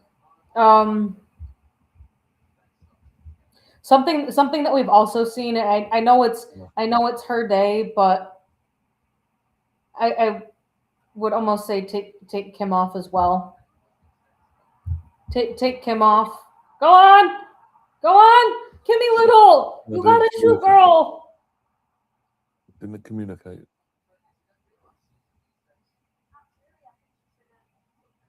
Gav says, did you buy a caveat or did you make do the Hershey shite? His words.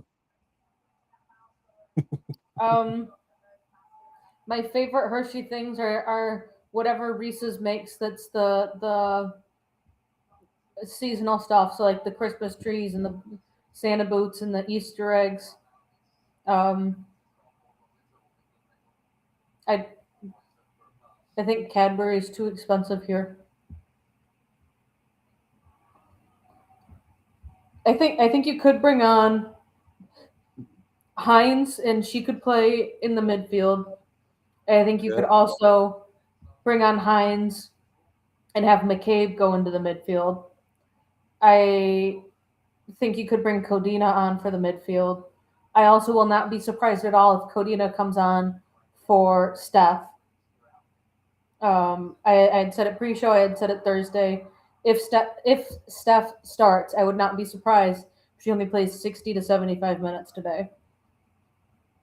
It's not because we need to ease her back into anything at all, and that she hasn't been playing, because she has played as much as she can for the Asia Cup. I know that she had a small injury in there, and so she didn't play one of the games. But load management, if you've got players to help cover it up, especially if Leah is still questionable. After all that, you just give it away. Get rid of the ball. And Chloe Kelly is walking away, not even looking back at the ball. Lots of sub options, I think. It depends on how you want things to be played.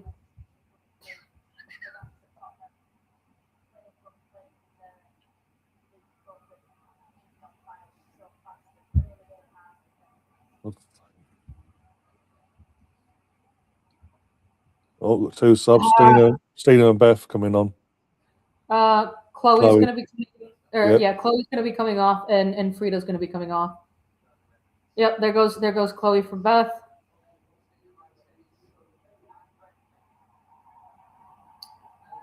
Oh, Russo.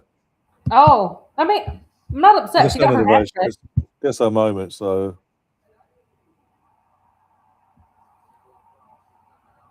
I'm not upset about Russo being taken off, rather than Stina coming on for Frida and Russo dropping back. Yeah. She played 56 minutes. She doesn't need to play anymore. She got 3 goals. And now she can rest for 30 minutes before Chelsea. Yeah.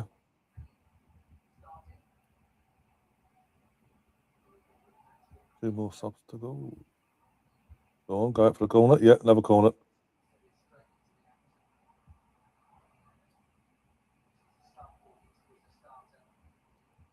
Zoom and see more goals incoming. Hopefully. Oh, they were behind by 10 decades. By a decade.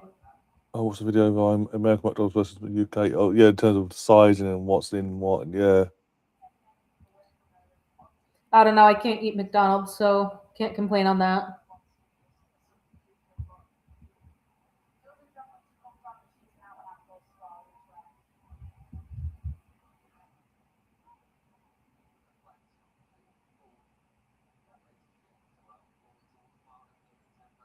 No, exactly. Yeah, exactly. I was about to say that. But the sizing and stuff.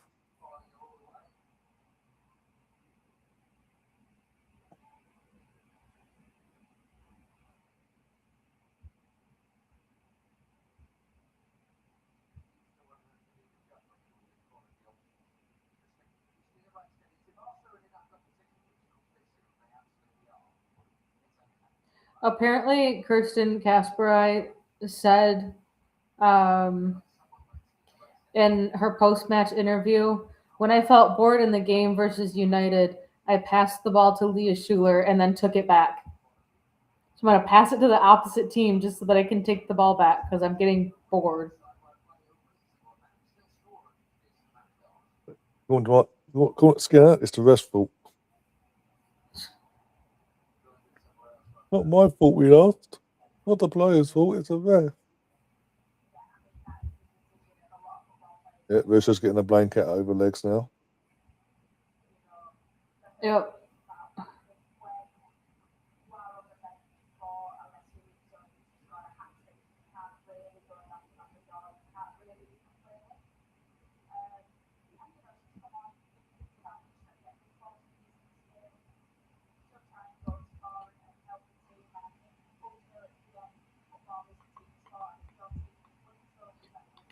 I mean, that's a foul, ref, but okay. That's a yellow card offence, but okay.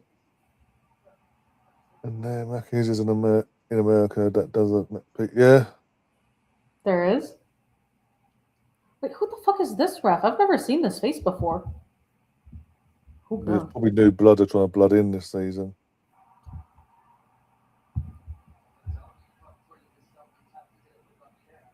Grace Lowe.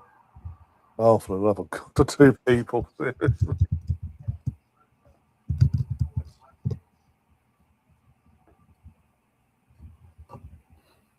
Yeah, Gav, my brother went to Paris.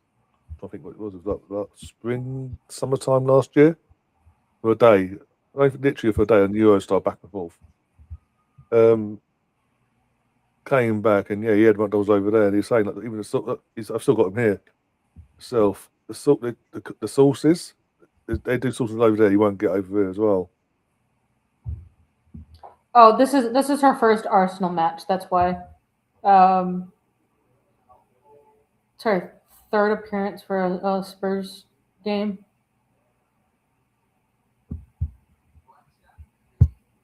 Yeah, Julie Blackstad's on and Olivia Holt's gone off. I mean, it's saying something in the Manchester derby when you're 3-0 down, instead of bringing on some experience, just try to see the game, try to get yourself back. Give you a consolation at that point. You bring on the kids.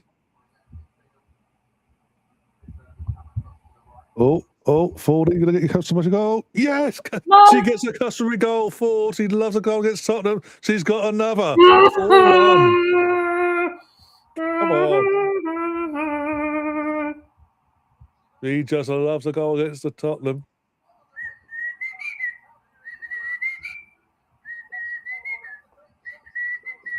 Look at the sorts of replay. Look at the space she's got in the replay.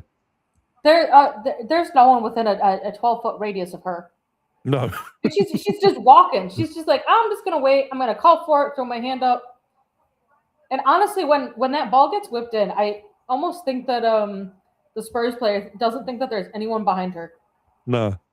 Well, the entire time we watched that replay from that angle, no one, as I say, switches on, looks behind us as a look. Nope. So as far as they're concerned, no one's there. I would say that Wendy's is like a McDonald's, but I think they have a little bit better quality food. They have Frosties, which are kind of like thicker milkshakes. And guess what? The ice cream machines don't break down there.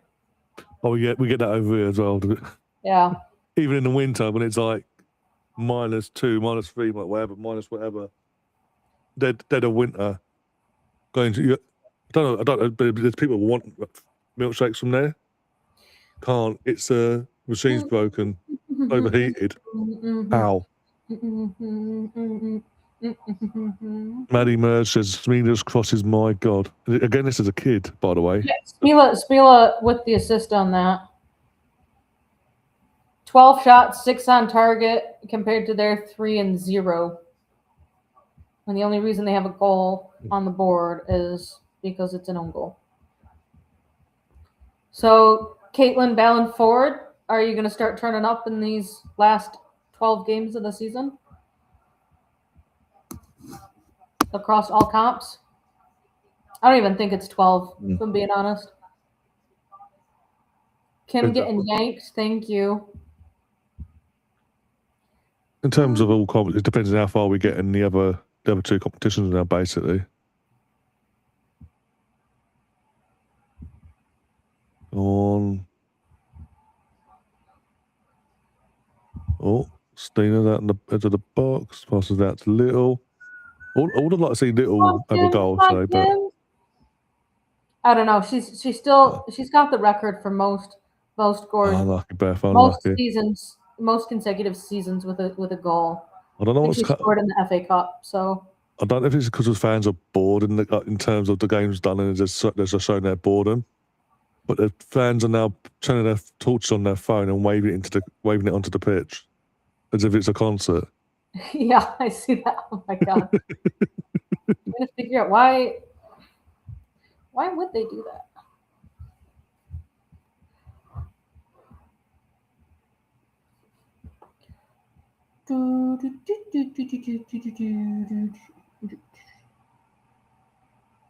He's even in the upper stand as well, as you'll see in a sec.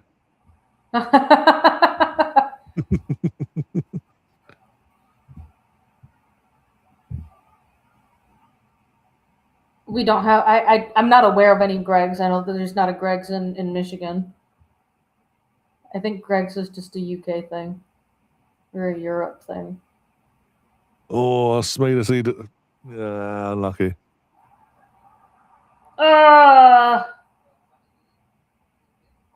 She wants that goal so bad.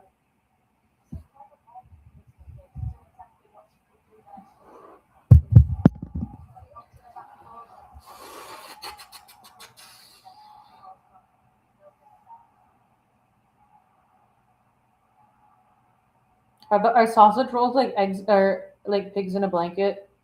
A sausage rolled a sausage inside like a puff pastry. Yeah, sausage. Yes, basically, yeah, sausage meat and a puff pastry. Yeah.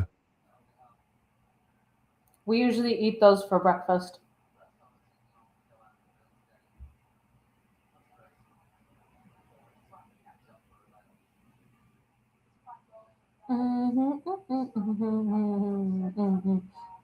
See, you said milkshake, and now I got that song stuck in my head. You brought up Frosties, so technically you started it. I mean, yeah, it's not. I just confirmed that we have the same issue with the machines over here. Yeah, apparently it's a third-party vendor that supplies the ice cream machines, and it's like, so you have to like contact them to get it fixed. Going by Like, the film, I'm not surprised.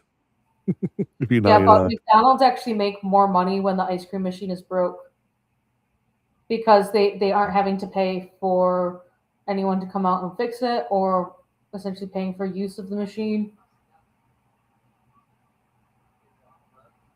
Come on. Come on. Oh, I was getting open. Outside. Oh, 40. Pops it in. No one jumps for it though.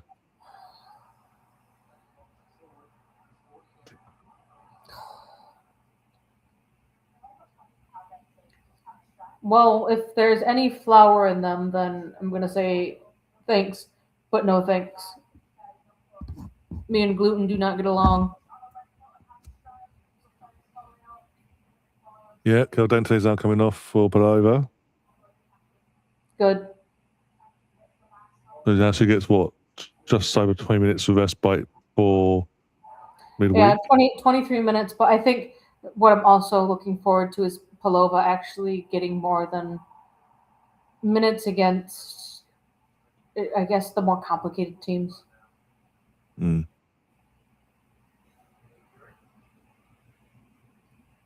What is proper bacon? Gav, answer that. He's like, even I can't answer that because I don't know the difference, to be honest. Like, are you talking about like the proper bacon that you use in like a carbonara? Like, I think it's salt bacon, pretty much, not the. What do you mean proper bacon? I've never tasted American bacon, so I can't contribute to this conversation. What does this proper bacon even look like? Slap Gabby made me hungry.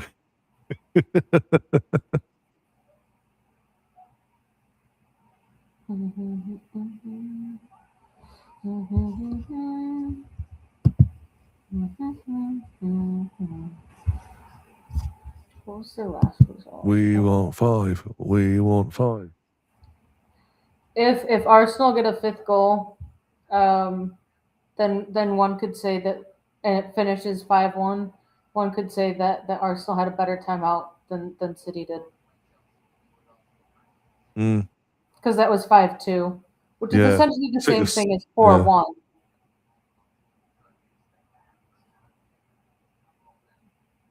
Wakey, wakey, eggs and bakey. Why are you letting them get forward so much?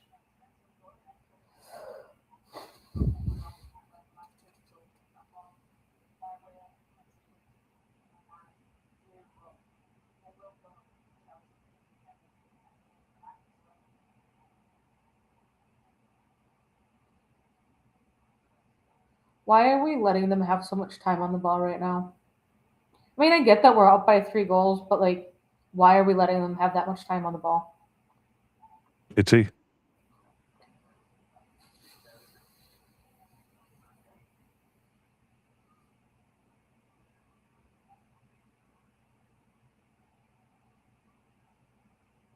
Oh, no, I take that back because it's not like they've got any fans that have actually gone to the stadium today as well. Because what's meant to be the away corner is where that's meant to be away fans. It's fucking Arsenal fans in there.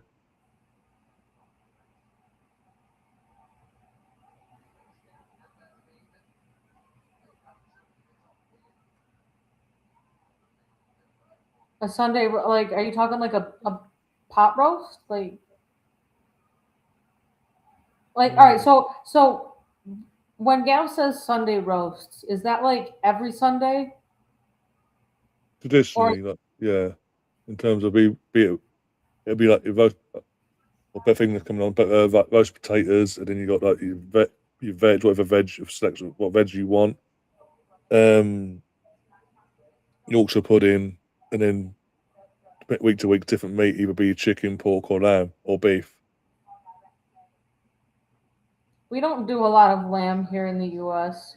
It's usually like beef, pork, or chicken. Those are the main ones, like the main proteins that get sold. Don't get me wrong, lamb does get sold, just not in any of the same capacity as anything else. But Yeah.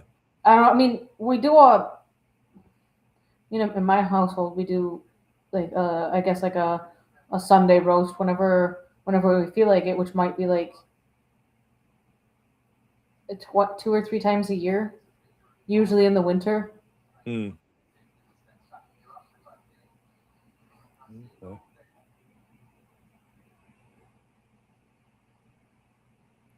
Yeah, game is done and dusted, and they bring on Beth England. Like, Yeah, bring on the I know captain that she now. was kind of injured or whatever, but Like if it's like a 1-goal margin or whatever, you could understand that bringing her on. But like the game's done, as you say. What are they expecting her to do? Oh, what a save! What a save, Dan Bosnia. That was going in. That was creeping in. That was creeping in. Oh yeah, it was. See, this is what happens when you bring on your captain and main striker too late.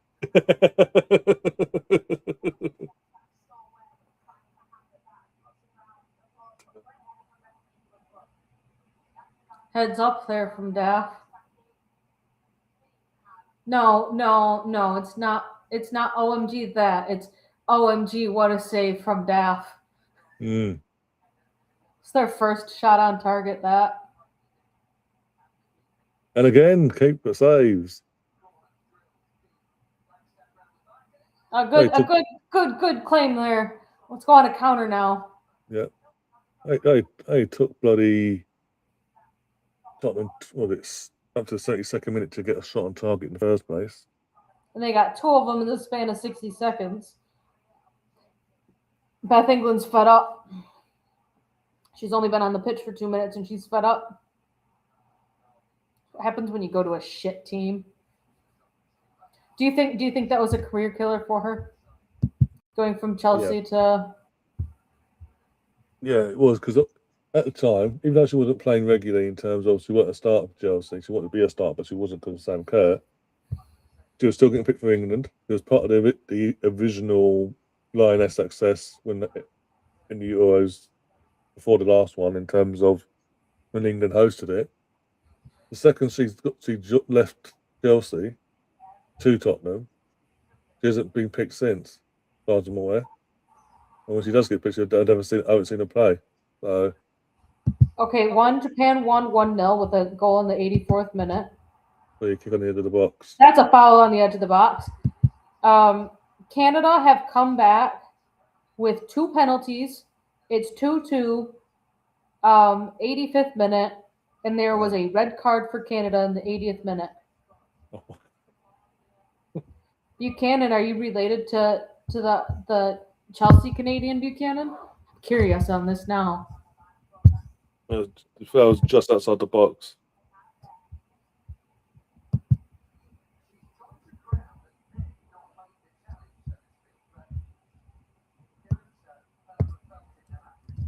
We've got Beth Mead and Kate McCabe standing over this free kick, by the way.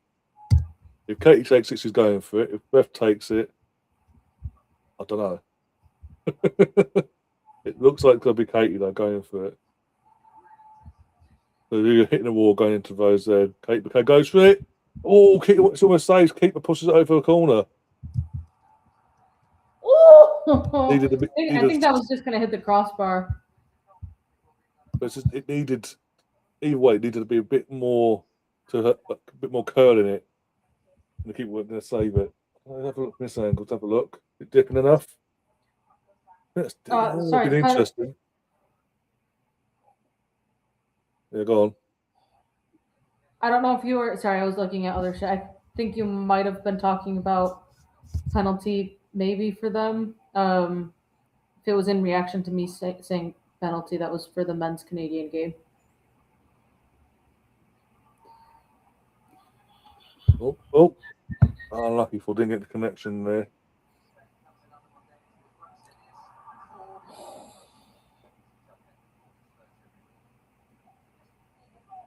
That forward one just bobbled off of so many players.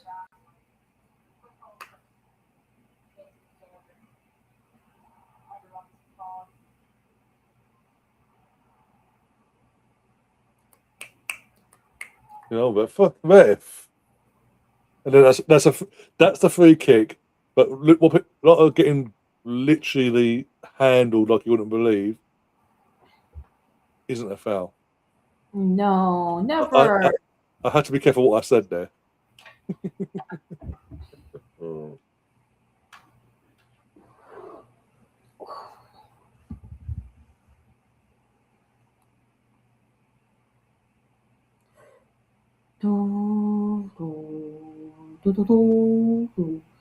Oh, hi, brother.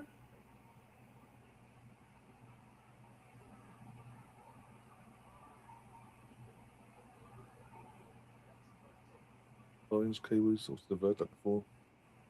Women never heard that.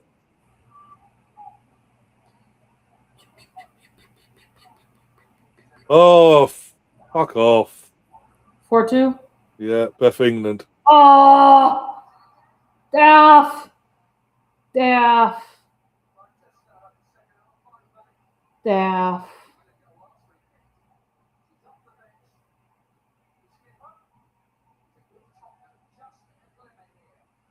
Yeah, that's so poor from Daphne. I'm sorry. It was kind of it's almost like it came too fast at her and she couldn't get her hands up quick enough to fully push it up.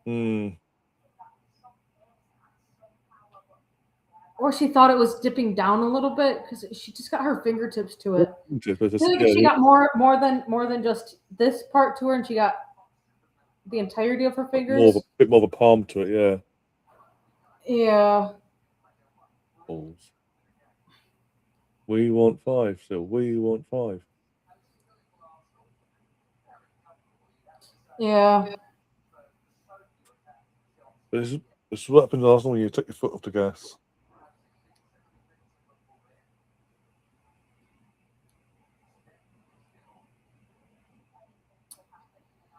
Nil in the Denver Summit versus Washington Spirit game at halftime there. What was that little? Come on.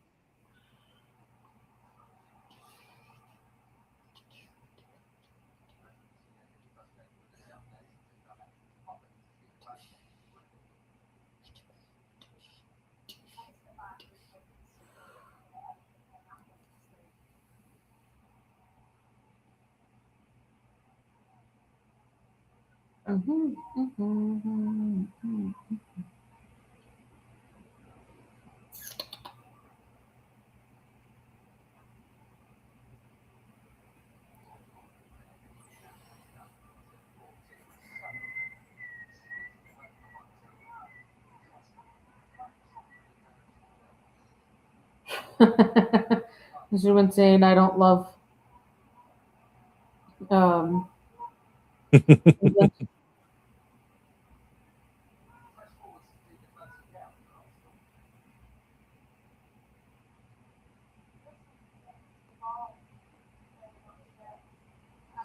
Get a fifth, and I'll be happy. Get a sixth, I'll be even happier.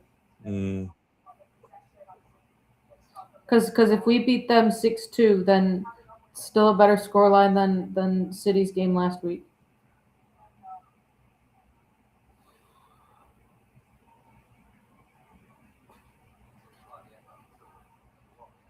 Dropping off now. You took a foot off the gas and gone, oh, I've dropped back now that you had the ball for a bit. Yeah. Corner from Tottenham, ball in. Well done. Keep going. Oh, they took that quick. Yeah. It's almost like they're thinking that they'll be able to. If they get another one, then they can get another one, and then they could get another one. As you had said earlier, most points gained from a losing position, this team. Mm. We're playing sloppy now. To concede another corner. This is, I think, their fourth corner of the game.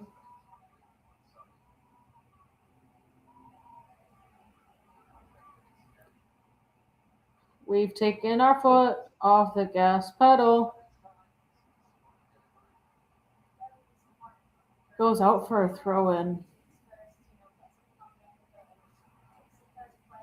They take the throw-in quick, cross in. Shot blocked. Hey, if you come out a bit, if you close the play down a bit quicker, that'd be fantastic.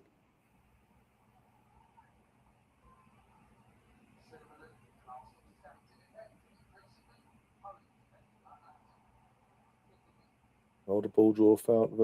Yeah, fine. Well done, girls. Well done. The push up the pitch, please. That'd be fantastic.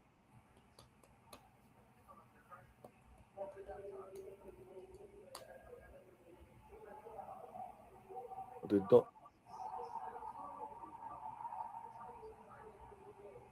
46,123. Yeah, that's the attendance today. But hey, the attendances at Arsenal are declining now. Apparently, you idiot.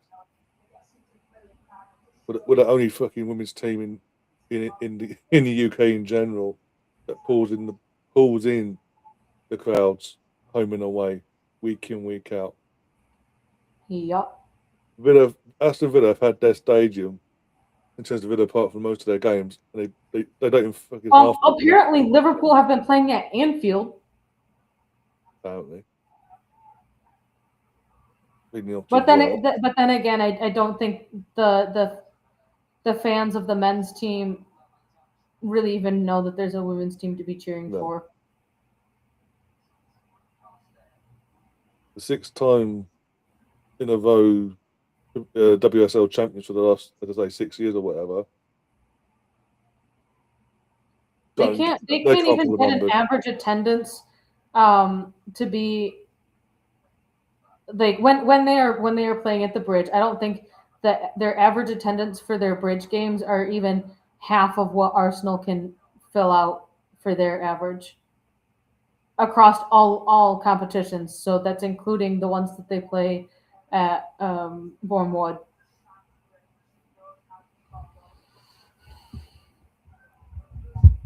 That's just me speculating, but.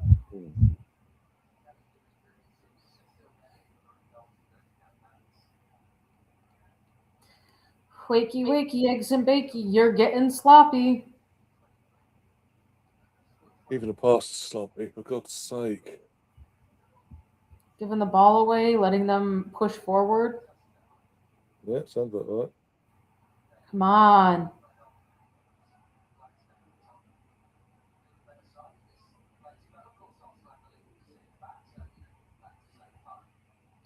What are we doing letting them have this much space? Offsides, though.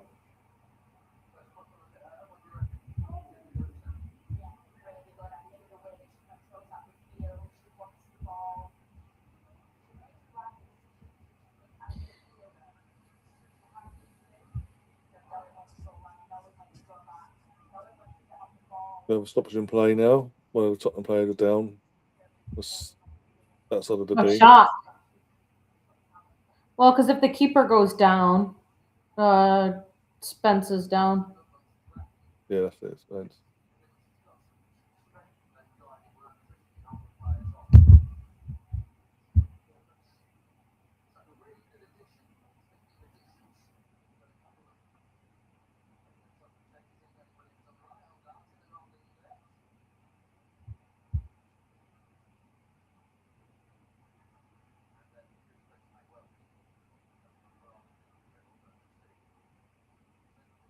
I think people name drop Arsenal in certain conversations for engagement, otherwise no one cares.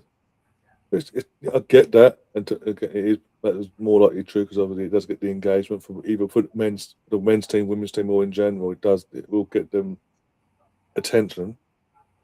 It's so annoying when they just do different. Who is that? Late. It's just lazy. Oh, That is Cardina's one coming on. long-ass name. Cardina's coming on, by the way. She coming on for Kim or Steph? I think Steph, Sergio. maybe? I just seen her come get ready to come on with Rene. Yeah, I saw Yeah, that. Kim. Too. Kim. Kim. All right. Good. I kind of wanted Kim off. Dude's lights went out on the board. Kind of wanted Kim to go out 10 minutes ago, just to give her a little extra rest. But you know what? I mean, at this point, it's gonna be 10 minutes that she's not running on. But 10 seconds to Kim. Yeah. Over 400 now. Absolute club legend. New contract. Hell yes. Fuck you, guys. You do that, I'll get you the DVD of Arsenal women winning Champions League in Barcelona. Show you how a team beats Barcelona in Europe. Okay, one of the subs that Spurs just made is a 21-year-old that has played 166 minutes this season. I was trying to figure out who she was because of how she has her name on her jersey. She's Gunning Williams, Gunning-Williams, and it's Gunning on top and Williams underneath. Because I guess it's too many letters to go all the way across, so they had to break it up.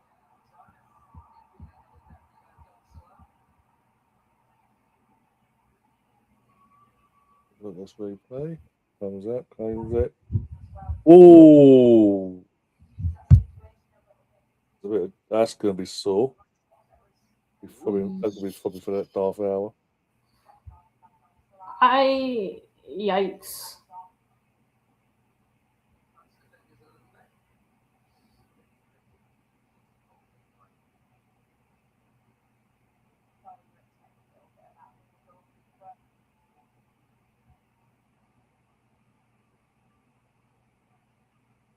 Yeah, and by the way, Bash's shock, everyone. Russo gets player of the match. See, all they do on the US stream is they just flash over. It's the same camera feed, but like, yeah, you have probably different graphics than me. If yours just said that Russo was player of the match, I don't get that. I just get the same camera feed that you have. Come on, get a fifth. Just to have something to win. Come on. Win the second half. Come on.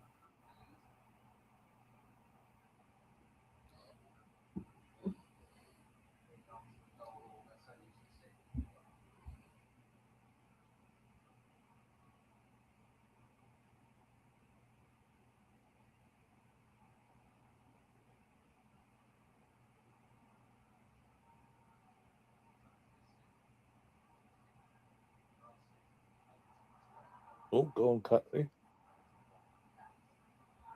Come on. First of all, will be fantastic, someone. Corner. That's a corner. Yeah. Oh, come on. Nah, she could.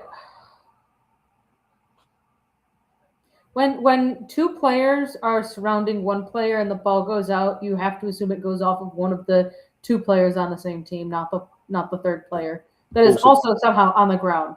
Yeah, about to say, yeah.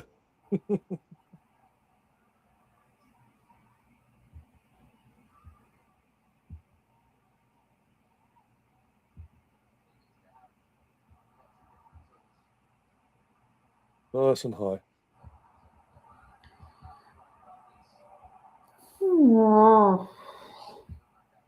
Didn't realize that's what you were in reference to there. We're getting see how many minutes? 5? 6. Just come up on my screen, 6. Yeah, so a good 11-minute rest for Kim. Yeah. And Mariano's getting what, 21 after she came off? I don't know. When did she come off? 6. So she had 23, just about 30 minutes for Mario. 11 for Kim.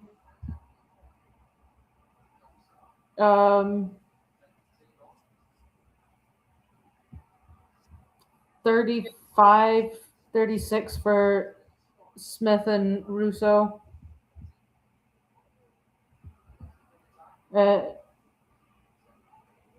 Sorry, for Chloe and Russo. Smith came off at halftime. I'm losing my head here.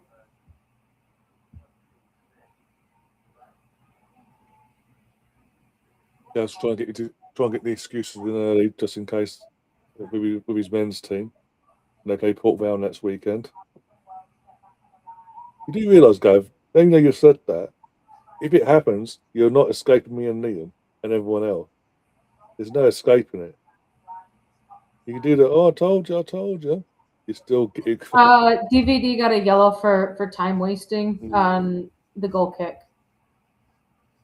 Yeah, we're setting in for the 4-2. Yeah. All right, here we go. Mark Skinner quote here. How we have to plan going forward if we want to continually go to the depths in this competition level. So the Champions League Cups, we have to design the squad with bigger numbers and bigger experience, if I'm honest. And Paul comes back with that and says, Mark Skinner has spent £2 million and made 35 signings in his time at United as manager. 20 have left. He is the person designing the squad. To claim otherwise is denying responsibility.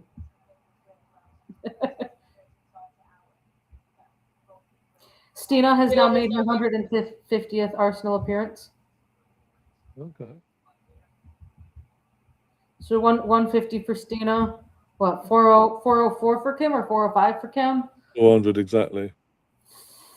Maddie Merckx and Heinz should have come on. I think so, but I also think that Heinz could be the one playing on Wednesday.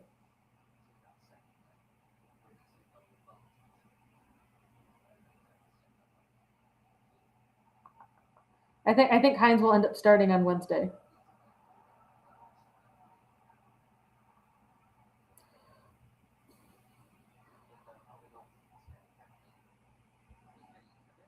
You still think you're going to win on Wednesday, Gav? Oh, is it 5? No. I'm just asking Oh. Gav in general because obviously he thinks they're going to win by 3 clear goals earlier. So I'm asking the question: does he still believe that after watching this?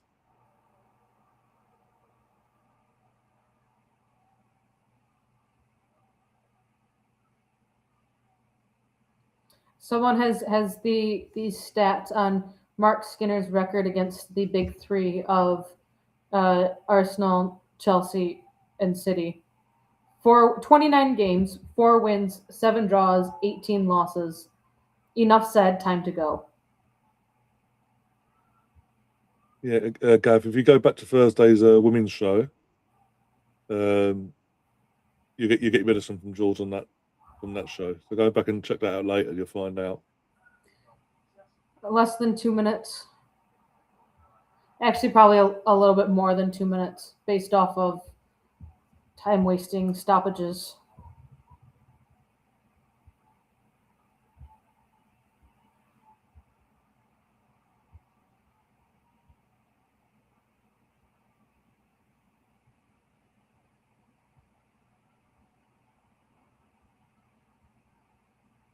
Go, Stina, go. Do not mess this up. Go, Stina! And we play you every week. What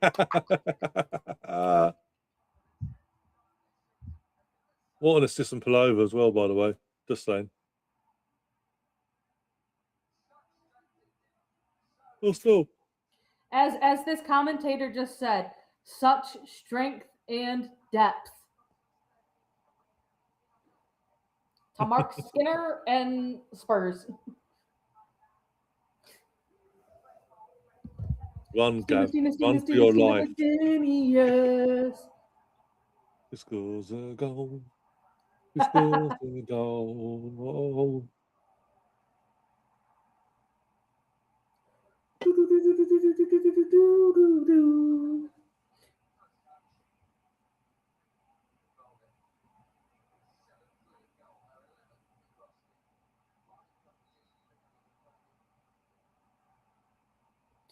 All right. Tell me if you agree with this person's tweet.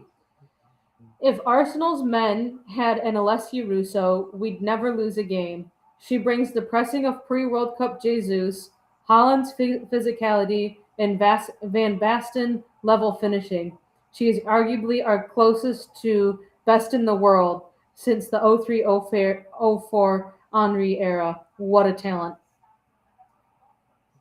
Yeah. Can't argue. Literally can't argue with it, Mm-mm. to be honest.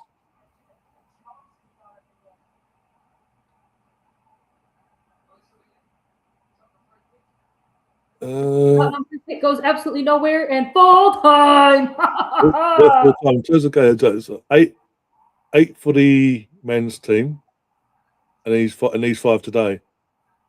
So that's 12, 13 goals, and 13 goals for us, and 4 for them. So 13-4, because obviously 0-0 in the season, but yeah, the girls. So someone has also said when you factor in the Arsenal versus Chelsea games as well, it is very much Arsenal is red, or sorry, London is red. 100%. Never was any other. I mean, you've got a few of the other London teams thrown in there, but London City, West Ham, Fulham, Brentford, right? Brentford. Yeah, London, yeah. Like if you take all of the London teams for the WSL and the Premier League, you can't say that London is not red. There might be, like, you know how when artists are, you know, when you're younger and you just like throw paint on a piece of paper and it just kind of streaks across, and it's just a little bit of it, might be a little splatter. Those are the one-off games, like, you know, if Fulham beats Arsenal or, you know, London City beats Arsenal, it's just their colors are just getting splattered across, but town has been painted red. No, Zinsberger's on the pitch. Tracksuit and all that, walking about, no clutches. Zinsberger. No, there's Naomi Williams there. All right, so I haven't seen much from like of a recovery journey from Zinsberger, and I think she is technically closer to joining training than anyone else. She also did her ACL first, so it makes sense. But yeah, it almost seems like it might be going elsewhere. I mean, her contract is up. Yeah. And I can only see Arsenal renewing it out of goodwill because she's not fully recovered, kind of thing. Yeah. But I don't know. Katie Reed back to running on grass. That's absolutely big. Insane. Considering she went after Michelle went. They've not had anything from Michelle. Yeah. I don't think so anyway. Did you see the we're gonna celebrate Kim Little video that Arsenal put out? It was like, what's your favorite thing about Kim? And Katie Reed was just like, I love how shy and awkward Kim is, because it's like those.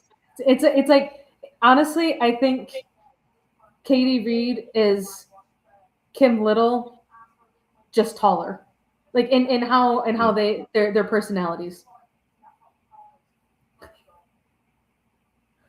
Oh, I'm loving watching these replays. Hating that own goal there, but all right. So that Spurs player, one, they watching it again, they move Frida's entire body to get Frida's head onto that ball, essentially. And they're starting their lap of appreciation for the fans.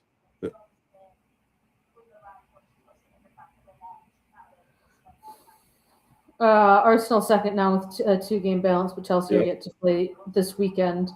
But I mean, go on, Villa. Yeah, Villa. I mean, Villa. I say this, Gav. This is the Villa side that got a 0-0 draw against the league leaders a couple of weeks back, And a late equalizer against us. Villa. All right, so looking at games to play, if Villa win tomorrow, and London City do not win tomorrow, Villa could jump up to 6th. They would still be 6 points behind Spurs in 5th, but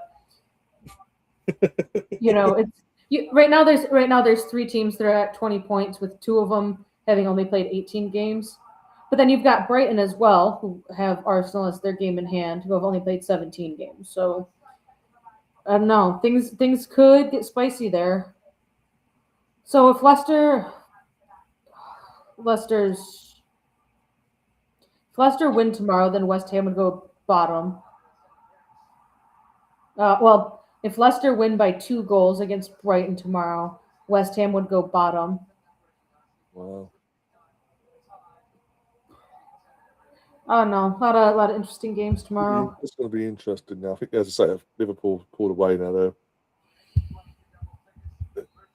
I will say, I know that today was all about Derby Day, but I will say I am a bit surprised that they didn't move the Chelsea game to today, to give both Arsenal and Chelsea equal numbers of nights rest.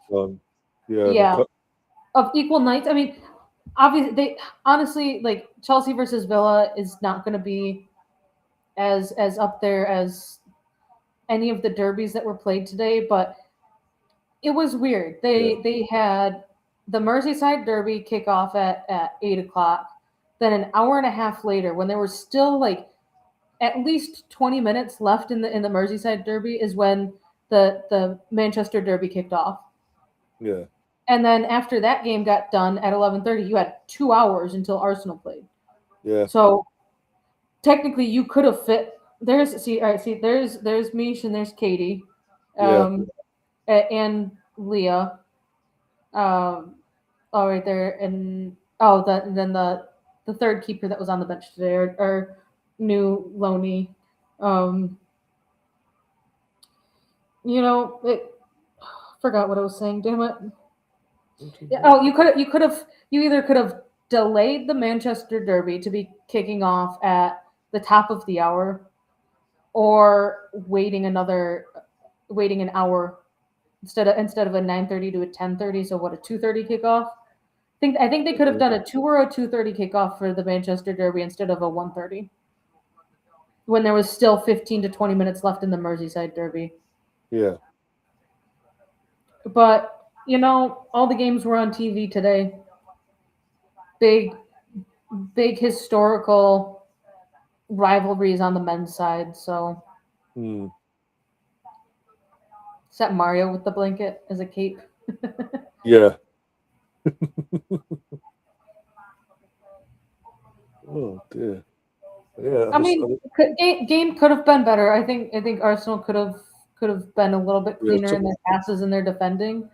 I think Daft could have done a little bit better on that second goal, that Beth England goal. I don't know if it was just from like lack of recent minutes and game time or what, but I think the way it was always said to me, when we were playing American football when I was younger, just passing the ball back and forth. If it touched your hands, you should have caught it. If it touched your hands or your fingers, then you should have done something more than just let it go right through. I think Frida could have been stronger on that first goal. Even if it wasn't an own goal, I think she could have been stronger in the defending instead of essentially getting bulldozed right over. But Bodies off the ball, yeah. Either way, 3 points, 4 goals. North London is red. Tottenham can fuck off. 5 goals, not 4. Sorry, 5 goals. 6 goals technically by Arsenal players.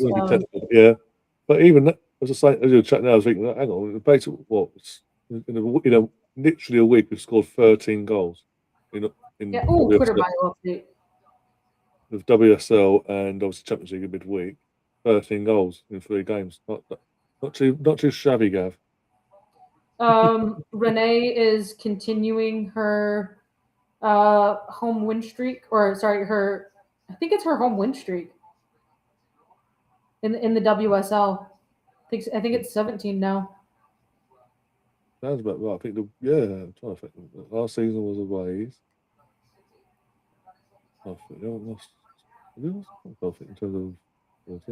Let's see, Barclays. Yeah, Barclays. the games we haven't been away from home. Yeah, like Man City, they've been away from home, haven't they? Yeah. Who else we lost to this season? Man City. That's our only loss. That's our only loss in the WSL. We've had 5 draws. 2 against United, yeah, 1 against Spurs, 1 against Villa, 1 against Chelsea. Yeah, that makes sense now. Yeah, that's yeah.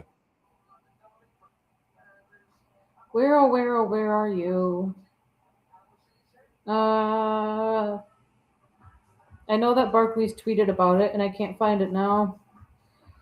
The Emirates has become Renee Slager's fortress. The Arsenal manager is the first in the WSL history to stay unbeaten in each of their first 16 home matches. So that's 17 now. 17 home matches. Sorry, your first 17 home matches to be unbeaten. 17 games now.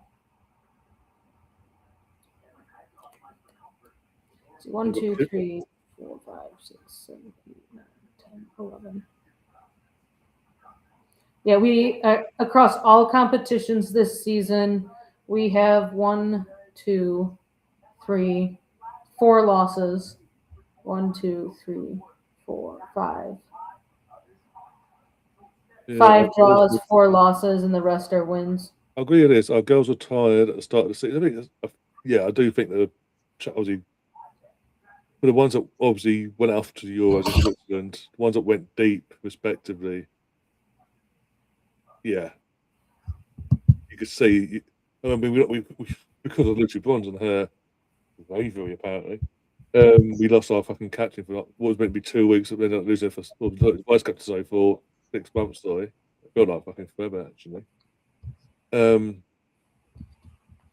just overplaying players, running them into the ground.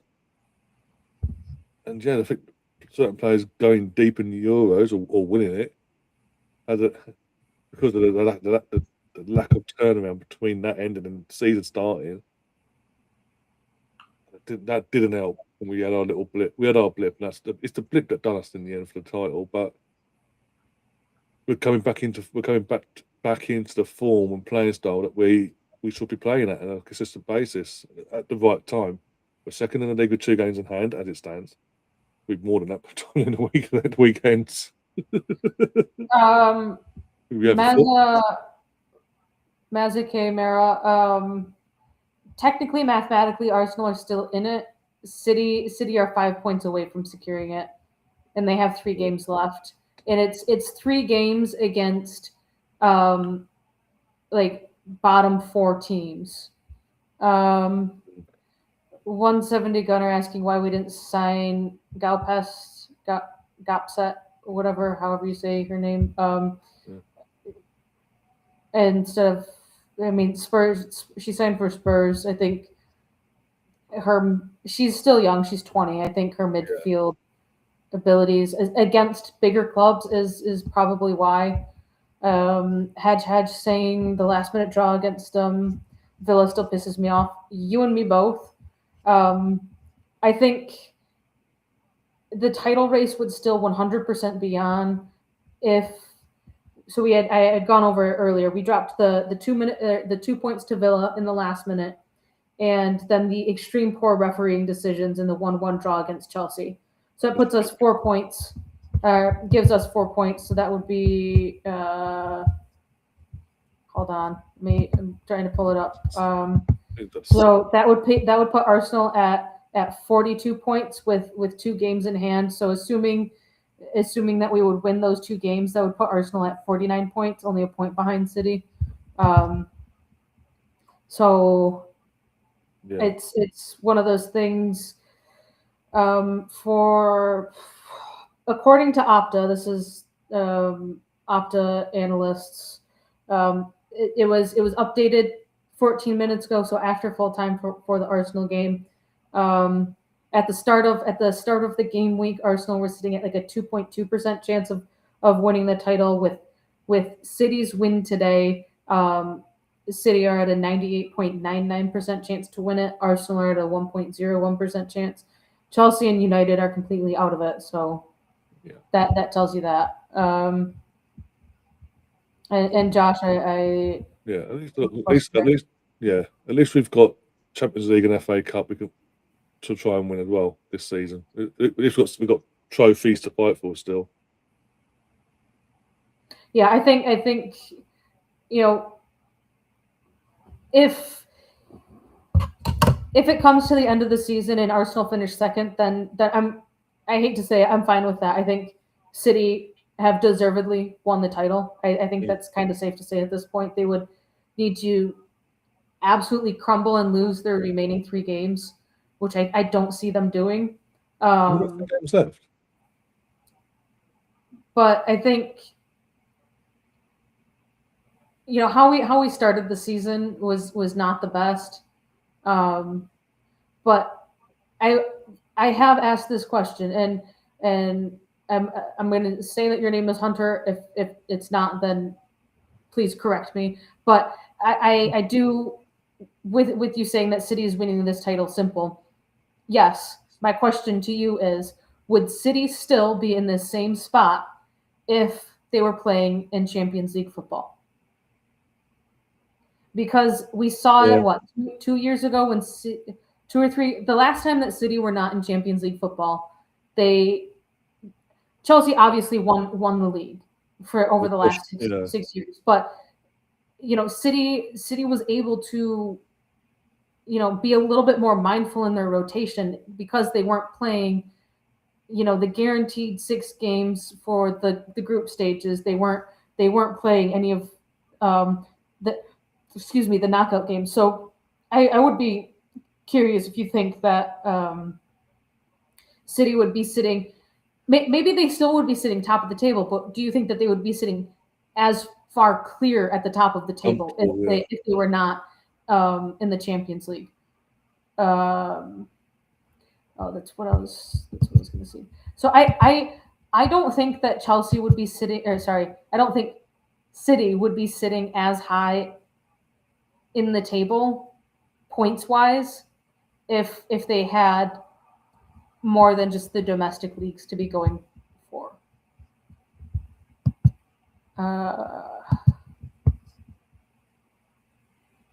That is my opinion. So of the Russo and doing the interviews, they're just giving her the match ball and they're playing the match award, and some fans are clearly stuck around just behind in front of where they're doing their thing on the sidelines, and there's the fans have gone screaming and shouting in the positive way, obviously, in terms of Russo getting that match ball. Well, it's frustrating that we're not going to win the league, obviously, this season, but things to learn next season. Things to learn. But again, we've got trophies to fight for. Let's not sit in right the season off yet. We've still got 2 trophies to fight for. One of them we're defending, respectively. I still think we win something. Don't know which one, but as long as we win one of the 2, it's a good season. Not a great season, but it's a good season. Yeah, I think one of the big things as well going into next season.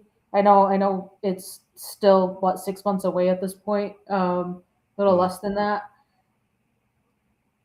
Going into the 25-26 season, Renee was guaranteed a contract for that season alone. And Yeah. when you know that you could potentially be out of the club after 12 months, you aren't necessarily allowed to make or would want to bring in players that could make it more of your style of play.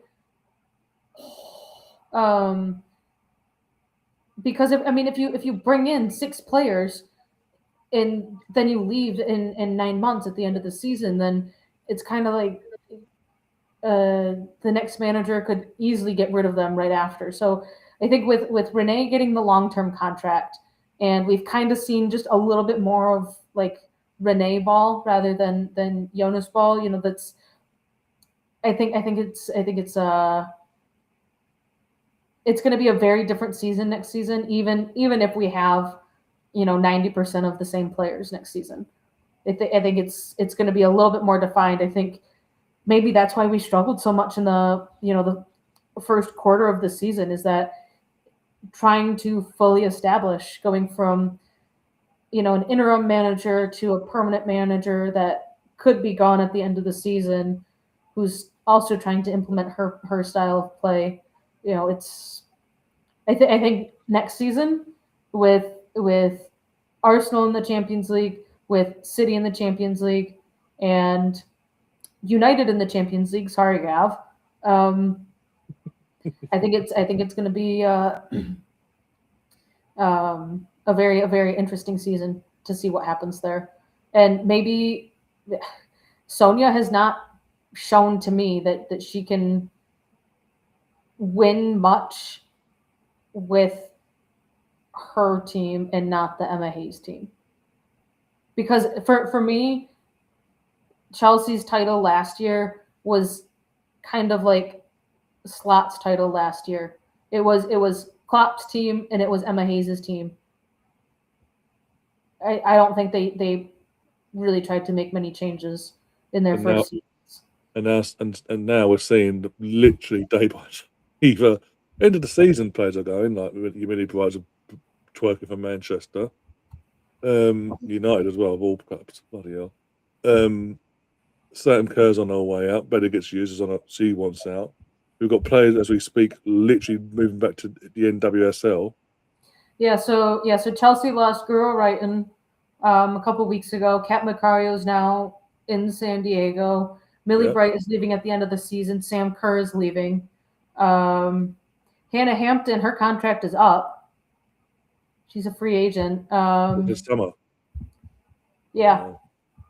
I'm reading Hunter's comment here, saying that we could easily do a quadruple again. We can only do a quadruple at this point in time. Arsenal can only do a quadruple if we drop the fourth. If there's another Club World Cup competition. It was announced in, I think, January that starting with the 26-27 season, if you qualify for Europe / finish in the top 3 spots in the league table, you will automatically be excluded from the Subway Cup and will not be entering that phase of that tournament at any phase of it. So you could finish third and have to go through the qualification rounds for the Champions League and get knocked out, but you will not be playing in the Subway Cup at all. So technically, any team, any English team now can, at most, consistently go for a treble, whether it's a domestic treble or you get FA Cup, League, and Champions League. You can only go for the quadruple if you have qualified for the Club World Cup and if it is in that year.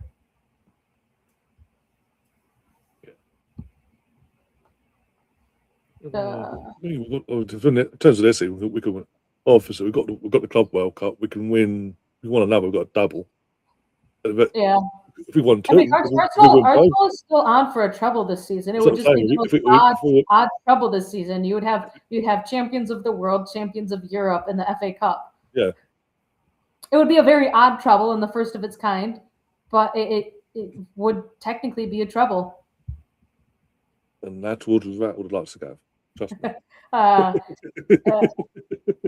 Hunter, I think you're fairly new to any of these channels, and I had said it and got a little bit of slack from our Chelsea man Gav From day one, during preseason. It was give us your kind of predictions for the season. Who's going to finish top, who's going to get relegated. Kind of where do you see the big four teams finishing? And as an Arsenal fan, I'm always going to say, Arsenal are going to win the league at the start of the season, going in, starting fresh. We've maybe only seen preseason happening. I will always say that Arsenal are going to win the league this year. And I had said Arsenal are going to win the league, and Chelsea are going to either finish second by like a single result, like a 1 or 2 point gap, or because it's Sonia's second season, she's going to get found out, and Chelsea are going to finish fourth. Well, Chelsea are currently sitting fourth right now. Yes, they still have to play one more game to be level on games with United and City, but Arsenal still have 2 games in hand. So I have been fairly adamant pretty much the entire season, and I think it became even more adamant even after the Chelsea Arsenal 1-1 draw that Chelsea were going to be finishing fourth. I think they were really going to get found out this season. And it turns out I'm very spot on with that right now. Yeah. Yeah. And on that note, guys, we're going to get the stuff out, I think, out of it. So, very interesting. What did 2 hours, 43 minutes of we've been live. We've won the game. Russo hat trick, a first hat trick for the Arsenal. A 22-minute hat trick. Imagine conceding 2 in 2 games back to back. 2 hat tricks. First half hat tricks. Yeah, exactly. And rub salt in the wound. We got the 5th in injury time at the last dying second of the game. To rub salt in the wound. Well, in a time, by the way, just in a time frame where we took our foot off the gas and allowed them back in with their second. Yes, again, we have said at the time, Daphne should have done better with expecting the shot, but also saving it. But no, right, 5 goals, 3 points, confidence, another high now going into Wednesday crunch game at the Bridge. I was confident before I never finished the job off. I'm even more confident now. And yeah, bring it on basically. Yep. I said, but by saying that we're going to get through on Wednesday, that will mean before even by the full-time whistle on Wednesday, we'll have 4 games in hand by the next matchday weekend, basically, because we're going to have 2 more games have to be rearranged. The semi-final going forward, but yeah, we've got Villa, Leicester, Everton, Brighton, Liverpool. It's the Everton. What games is it that have to be rearranged? Everton and Villa. I was trying to figure out what was going on. So Arsenal beat Chelsea on Wednesday. The Villa game gets rearranged. Leicester's on Wednesday. The Everton game gets rearranged.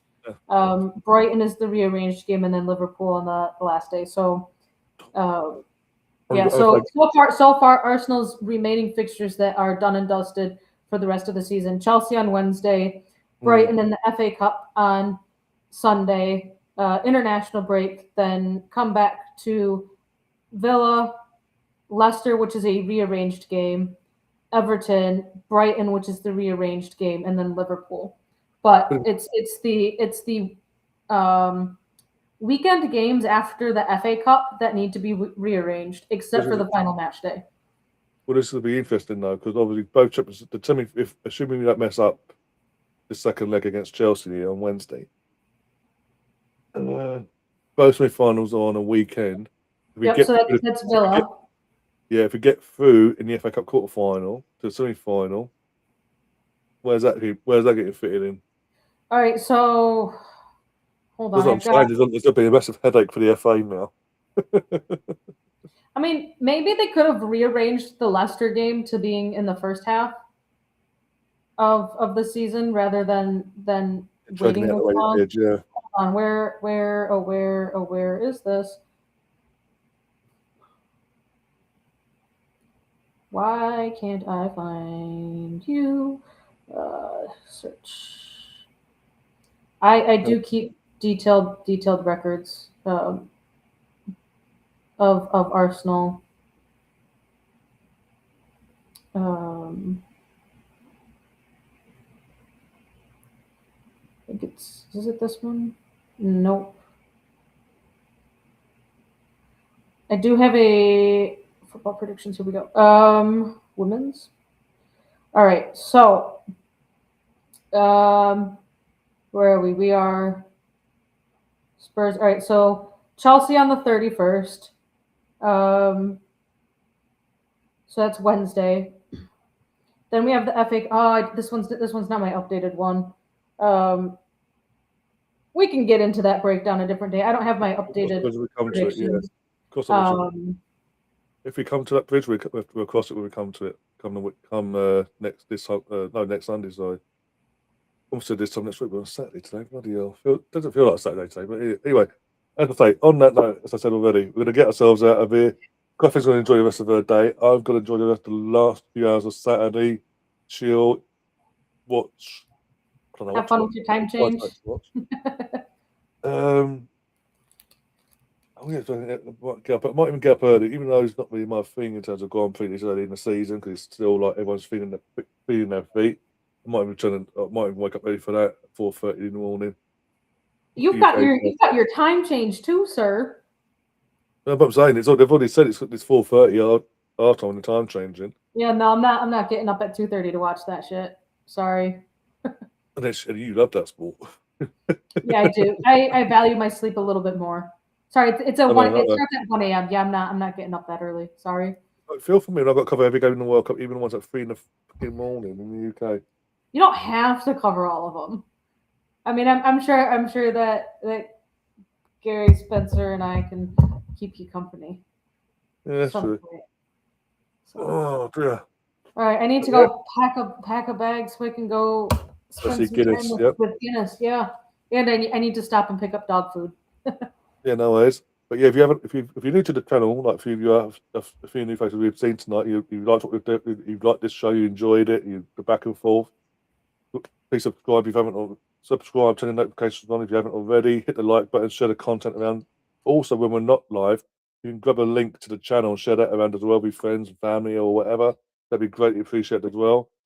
And once this gets rendered by YouTube in the next few hours, and they give you the option to hype. If you've got any hypes of this week, you can use them as well to help towards any of the shows this week. That'd be fantastic. Day off tomorrow, I think. Yeah, well earned day off in terms of the channel wise.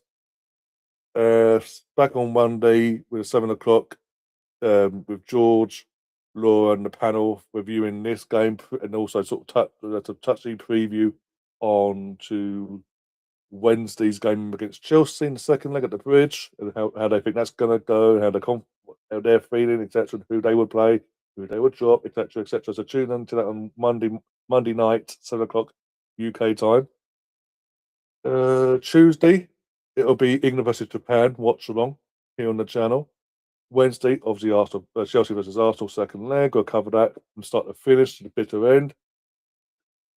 And then go from there, basically, for the rest of the week then.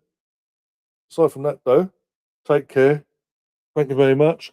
And as always, up the Arsenal. Come on, you Gunners.